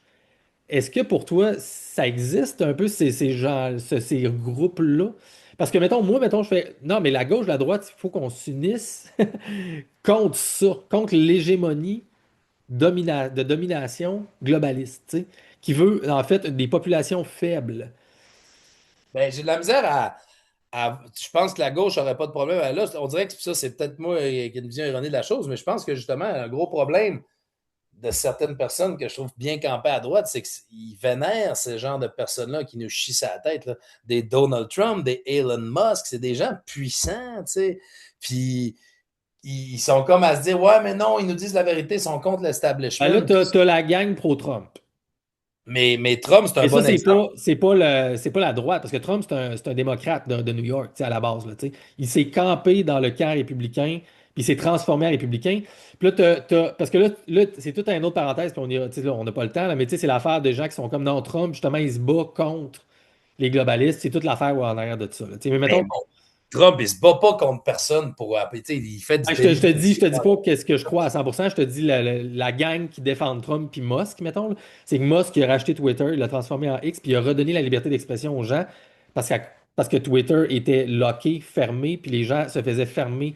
Tout le monde qui était de droite se faisait fermer leur compte. Il n'y avait pas de liberté d'expression sur Twitter, tu sais. Fait que ça, Moi, c'est je la suis pas clé. Ben, capable Trump, tu sais, Musk a comme libéré d'une certaine façon la parole pour qu'au moins que ce soit un terrain plus égal qu'avant. Et Trump veut ramener le nationalisme et les frontières pour empêcher le transnationalisme et le sans-frontiérisme. Mais c'est là que c'est contre un peu tes valeurs d'une certaine façon, parce que toi, dans le fond, considérant l'aspect que le monde est en train de partir en couille, l'idée des frontières, c'est putain important parce que oui, il n'y en aura plus un jour, tout le monde va s'en venir ici. Fait que t'es comme à ce compte-là aussi bien pas ou content ailleurs, à avec ça. certains endroits, tu sais. Mais c'est aussi, c'est juste que on dirait que j'ai de la misère à penser que ces ultra puissants-là, tu parles de tous les gens que tu penses là, Ben, pour je moi, nommais ceux-là que t'as, mais tu sais, moi, je mets ceux-là dans une catégorie différente que toutes les autres, là, tu sais, mais d'une c'est certaine des gens façon. quand même, puis le pouvoir qui nous, tu sais, si on revient à ton pouvoir qui Ouais, nous ouais, baisse ouais, pas c'est ça, sur exact. gauche et droite, là, ils sont quand même défendus par certaines personnes. Je trouve que c'est pas la gauche qui le fait. Tu sais, ça, c'est parce que les puissants, il y a les gens justement qui le syndrome du larbin, là, qu'à un moment donné, ça va peut-être être moi, puis je veux pas qu'on me chie ça à la tête. Mais effectivement, je comprends pas. Mais qu'est-ce qu'on peut faire contre ça après ça, ces ultra puissants? Là, je pense que Hey, ça, c'est. juste pour te saisir, la twist, c'est que oui, la gauche euh, ne les dénonce pas parce que dans le fond, ces gens-là, c'est ceux qui sont derrière l'hégémonie Big Pharma, derrière l'idée, tu sais, d'imposer des médications aux gens, derrière l'agenda de l'OTAN. Puis là, ben, c'est ça l'affaire, c'est que, tu sais, dans le fond, les mêmes globalistes sont derrière l'OTAN et donc sont pour le refus des Russes, mettons, en Ukraine, à se revendiquer russes parce qu'ils veulent qu'ils soient occidentaux. Fait qu'ils tirent vers l'Occident, vers la situation dans laquelle on est ici, tu sais. Fait que et donc, dans la pandémie, tu sais, je te donne l'idée, là, tu sais, pour que tu vois, dans le fond, que la gauche, mettons, pendant, exemple, la pandémie, en défendant Big Pharma, tu défends le pouvoir. En défendant l'hégémonie pour empêcher les gens de se responsabiliser puis prendre leurs décisions par eux-mêmes, tu défends un peu ce pouvoir global-là. Et en étant juste contre la Russie et en ne reconnaissant pas l'ascendance ethnique des Russes qui sont en Ukraine, surtout dans l'Est, qui eux aiment la Russie, puis sont anti-nazis parce qu'il y avait des éléments nazis associés avec des Occidentaux comme Freeland au Canada puis toute la kit, ben vous défendez d'une certaine. Je dis vous, là, mais tu sais, la gauche défend d'une certaine façon ce globalisme-là, tu sais. Hey, mais tu sais, après ça, y a-tu des militants parfaits? Tu sais, dans le sens que il y a tellement de complexité, tu sais. Il y a deux choses que je citerais là-dessus, vu qu'on est vers la fin. Des beaux. Je citerais Rémi Bougon, hein, qui disait si on savait tout ce qu'on sait pas, pense qu'on le t'offrait pas. Puis, c'est un personnage fictif de Rémi Bougon. Voyons, Ouais. c'est pas Paul Bougon. J'ai fait un mix entre Rémi Girard et Paul Puis Bougon. Paul Bougon, ouais. Puis ça me fait rire. J'inviterais les gens des fois me montrer un peu mon humour, comment ça le va. Là. Il y a Horloge Simard, qui est un band du Saguenay, un peu des Mononcles Serge contemporains, là, tout ça. Je sais pas si tu connais. Répète le nom, s'il te plaît. Horloge Simard. Alors là, je suis mort, je ne connais pas. C'est le chanteur. C'est un band de l'abbé, des beaux hurluberlus. Puis il y a une chanson qui s'appelle Antifa. Puis la chanson, ça, grosso modo, ça fait comme un peu rire de ce débat-là. Il dit Antifa ou néo-nazi, quel que tu choisis. Pour avoir essayé les deux, les Antifas sucent mieux. Fait que, tu sais, moi, ça fait juste. Ah bon, ben, tu sais, lui, il ramène ça juste pour baiser. Il parle de que je vais baiser avec Ouais. qui. Mais bref, ça me fait juste. Tu sais, il y a quelque chose aussi que je pense que oui, il y a de la. Mais moi, quand j'en reviens de au mouvement de base, dans le sens que, tu sais, moi, je choisirais clairement Antifa, tu sais, outre le sexe, tu sais, dans le sens que dans l'extrémisme, je pense que. Tu sais, je trouve ça rendu fucké de dire qu'être antifasciste, c'est comme le wokisme tantôt, là, être antifasciste, là, on fait référence à ces extrémistes-là, mais d'être contre le fascisme, là, je pense que c'est pas une mauvaise affaire. Là, c'est comme quasiment rendu qu'on ridiculise ça parce qu'on a tartiné le fascisme peut-être un peu trop. Fait que les gens se sont. Mais bref, il y a quelque chose c'est toujours de choisir entre quel extrême tu assumes. Puis comme je te dis, j'assumerais plus les extrêmes de la gauche que les extrêmes de la droite. Fait que via ça, mon campement se fait naturellement. T'sais. Ben écoute, on va terminer avec ma dernière une petite question toc au carré rapide. Puis ça va mettre quand même un point intéressant, je pense, sur une discussion qui est à poursuivre pour les gens. On espère que ça va inspirer des gens à avoir un dialogue transpartisan, puis dans la bonne foi, je pense, puis dans l'idée d'essayer de se questionner puis de jaser. Je Ben, te je te félicite de ça. Je suis content que ça n'a pas. Je me demandais comment ça allait virer tout ça, mais je pense que c'est ça. Là. Les deux, je pense pas. je me suis retenu, je me suis retenu, je me Voilà, dis, je vais y faire un terrain fertile, pas trop tough, je t'ai pas rendu trop de pièges. non, mais d'un autre côté, j'entends ce que tu sais. Je pense pas qu'on va partir ni l'un ni l'autre en faisant ah, ça n'a rien donné. Au Mais non, contraire, mais non, mais non. si c'est discuté comme ça peut montrer qu'encore une fois que ça peut être possible. Puis c'est pas les réseaux qui vont ouvrir cette porte-là. Right, exactement. Fait que ce que je voulais te lancer, c'est, tu dis, je prendrais mes antifascistes, mes extrémistes de gauche, tu sais, puis je comprends il y a un degré dans lequel je te suis, puis je comprends la game, tu sais. Mais n'as-tu pas, toi, observé l'aspect violent de la mouvance antifasciste? Qu'est-ce que ça te fait de voir que par, justement, l'administration américaine, ils ont été identifiés comme un groupe terroriste local il y a à peu près un an, quelque chose comme ça? Et Les ICE, c'est pas des terroristes, ça. ben, c'est des. ICE, c'est un organisme gouvernemental avec des missions, puis Qui tue tout le monde devant des citoyens dans la rue, là, depuis, tu sais, fait que je sais pas comment, c'est quoi la violence antifasciste, mettons au Ben, non, Québec. je comprends ton point, là. Tu sais, on pourrait aller là dans une forme de débat où est-ce qu'on agrandirait le terme terroriste pour inclure même. Mais mettons qu'on fait, OK, dans un pays avec, OK, il y a des groupes que le monopole de la violence est donné au gouvernement et donc ICE fait partie de ça et c'est supposé être dans la démocratie, right? Fait que mettons qu'on met ça de côté puis que tu parles des militants sur le terrain, là. Tu parles pas des groupes gouvernementaux, là, de la police, tu sais. On pourrait dire que la police, c'est des violents, puis c'est des terroristes d'une certaine façon, de la façon qu'ils se comportent et tout ça. Mais mettons qu'on prend les citoyens, les militants sur le terrain au Québec spécifiquement, tu as la gang de Nouvelle Alliance, exemple, tu sais, de droite, puis de Cormier-Denis, puis tout ça, ils vont militer sur le terrain et ils font des actes, mettons, patriotiques de défense. Ils veulent, tu sais, ils parlent pour le Québec, puis ils s'habillent de façon sérieuse. Fait que, ça a l'air limite un peu structure ou plutôt design même nazi, proche de ça, etc. Mais tu sais, c'est très, très organisé, c'est sérieux. Ils ont une mission, ils ont un plan, ils ont des idées arrêtées, puis ils militent pour ça, dans le pacifisme et dans la loi. Puis là, tu as les antifascistes de l'autre côté qui sont là, puis qui viennent, puis qui créent de la violence. Et dans les 15 dernières années, c'est les antifascistes que tu vois qui vont dans la rue, puis qui vont fesser sur le monde, qui vont casser des choses, qui vont défaire l'ordre public, tirer les statues avec BLM mélangé là-dedans un peu. Euh, Tu sais, pour moi, mettons, je me dis, je m'associerais plus aux gens qui sont pacifiques et pour qui, en anglais, ils disent Sticks and stones will break my bones, but words will never do, là, quelque chose de même. Là, tu sais. Les Ouais. mots, c'est de la violence, mais il y a toujours une différence entre la violence physique puis la violence verbale. Et il y a un pari à faire de dire qu'on peut être très agressif, revendiquer ses idées, etc., dans la défense, mais verbalement, et ne pas aller vers la violence physique. Donc, où est-ce que tu te places par rapport à ça en terminant? Je pense que les gens qui ont toujours été. Je peux pas, tu sais, comme moi, ma vie, là, tu sais, l'homme blanc privilégié, moi, j'y adhère à ce concept-là, dans le sens que moi, j'ai un enfant unique dans une famille classe moyenne supérieure. Tu sais, j'ai pas eu d'embûche majeure. Puis je suis pas en train de dire que tous les blancs, ça a été la même façon que moi, ou tous les hommes blancs, ça a été ça. Mais moi, je suis vraiment dans cette casse-là de. J'ai pas eu d'embûche majeure, ni reliée à mon orientation sexuelle, ni reliée à mon identité, ni reliée à ma situation sociale dans un Québec qui priorisait ces trucs-là. Tu sais. Fait que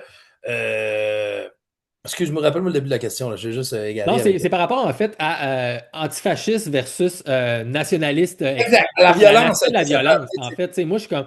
Parce que j'ai essayé d'interagir avec eux autres, puis avec les Oui Québec, puis tout ça. Puis, tu sais, il y a- tu sais, parce qu'ils ont fait des clashs en manifestation, mais tu sais, c'est toujours la violence vient de ce qu'on appelle la gauche et des antifascistes. Tu sais. La vraie mais, violence, là, tu sais, mais physique. je pense que justement, ouais, mais la vraie violence, je pense que justement, les extrêmes à droite vont être bien contents qu'on le voit comme ça, puis que la violence soit retournée du bord de la gauche, parce que je pense que les vraies violences, c'est le pouvoir dont on parlait tantôt, tu sais, qui est plus, à part la gauche et la droite, les super oligarques, puis les gens, tu sais, qui ont tous ces Ouais, mais pouvoirs-là. on est d'accord, on est d'accord. Mais les gens Mais de tu la sais, gauche qui ont toujours été je vois pas des personne, tu sais, communautés qui même ont dans été la marginalisées. meute, une nouvelle alliance, comme il y a personne qui s'en va dehors, briser des vitrines, Parce que lancer des j'ai un trucs, ami qui presser le travaille dans les monde. centres jeunesse, et puis il dit les pires bombes, c'est ceux qui connaissent les règles.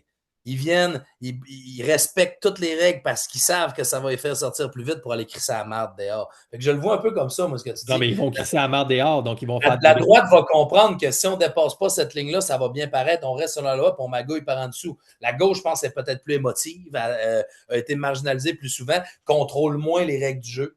Fait que se lance dans des diatribes ou dans des trucs qui vont peut-être y coûter cher parfois, mais je pense que la droite est pas moins violente et beaucoup plus planifiée dans sa violence pour la faire passer sous le couvert du gros bon sens. Et ça, c'est. Pas moins violente physiquement? Ben, physiquement, Attaquer non, parce physiquement, que fesser du monde, là, puis tout, là. ah non, mais à cet égard-là, c'est vrai qu'on voit pas ça. Ben, puis après ça, je dis ça. Mais les tueurs, les gens qui font les gens qui tuent les féminicides, ça, c'est rarement des gens à gauche non plus, là, tu sais, puis qu'ils sont violents physiquement ailleurs. C'est pas vrai que la droite n'a pas de violence physique. Moi, je donne pas le Je capital de dirais la que c'est violence. rarement des Simon Savard-Tremblay aussi, mais ça, c'est l'autre débat de tantôt. Mais pour venir aussi, exemple du ministre qui avait été faussement décapité par un théâtre de marionnettes, là. Tu sais, la guillotine, t'as vu ça passer, le ministre Ouais, ouais, Bouygues? ouais, ouais, ouais. Tu sais, moi, là, depuis quand, tu sais, ce ministre-là qui jouait la victime, de, j'ai mis de la sécurité en avant de chez nous. Hey, voyons donc, un groupe de théâtre de marionnettistes qui ont simulé une guillotine. Tu pensais vraiment que ces théâtreux-là allaient venir chez vous te tuer le soir? Là? Tu sais, pour moi, c'est de mettre ça comme si c'était de la vraie violence. La vraie violence, c'est les lois qui sont passées au-dessus de nos têtes. C'est certains trucs que. Fait que je ne suis pas d'accord avec aussi tu la vraie violence, mais je serais quand même prêt à condamner le fait qu'en venir au point où. En venir à aller frapper des gens ou aller complètement faire des actions qui deviennent inhumaines en soi aussi, tu sais, là, je décroche aussi. T'sais. Bon, on se rejoint là encore, mon Simon. Écoute, c'est vraiment le fun, honnêtement. J'ai l'impression qu'on a juste mis la table et qu'on pourrait jaser encore plus, mais merci pour ton temps. C'était vraiment, vraiment le fun, vraiment apprécié. Tu sais, moi, dans le fond, vraiment, j'espère que ça va juste être au bénéfice des gens qui cherchent, parce que moi, en tout cas, je lis des gens partout qui sont comme, Criff, faudrait que le monde se parle un peu plus.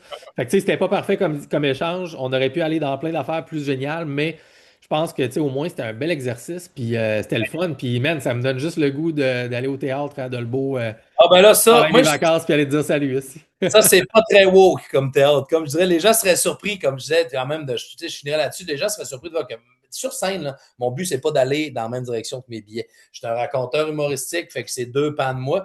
Puis, j'encourage les gens, tu sais, ce qu'on vient de faire là, comme je disais, moi, des fois, l'aspect public, on est filmé. Tu sais, moi, des fois, je fais attends, je vais pas te dire de la fait que là, publiquement, je suis prêt à assumer ça ou à essayer, ça peut-tu déraper versus. J'encourage les gens à faire ce qu'on a fait là aussi, par contre, dans la vraie vie. Pas se fermer à aller jaser à ton voisin, aller Yeah. parler de tes désaccords en n'étant pas filmé comme ça.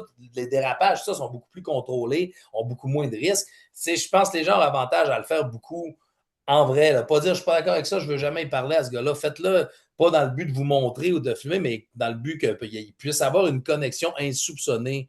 Puis une fois que cette connexion-là est créée, ça devient dur d'être dans un extrême ou dans l'autre. Tu sais. 100%. De retour à l'énergie. Tu vois, l'énergie de l'amour, ça bat tout, Simon. Et voilà. All we need is love. esti. Hey, des artistes subventionnés Les qui nous ont. artistes de Beatles. Mais là, ce que tu sais pas, c'est qu'eux autres, ils étaient dans l'Institut Tavistock, puis c'était de la psychologie de contrôle de masse. Mais ça, c'était une autre affaire, mon Simon. Écoute, Écoute, fais-nous un petit rappel, encore une fois, bien sûr, tes réseaux sociaux et replogue ton théâtre. Puis si tu as d'autres choses qui s'en viennent cet automne, qu'est-ce qu'on peut faire pour suivre Simon Trottier pour les gens qui ont apprécié ta présence aujourd'hui?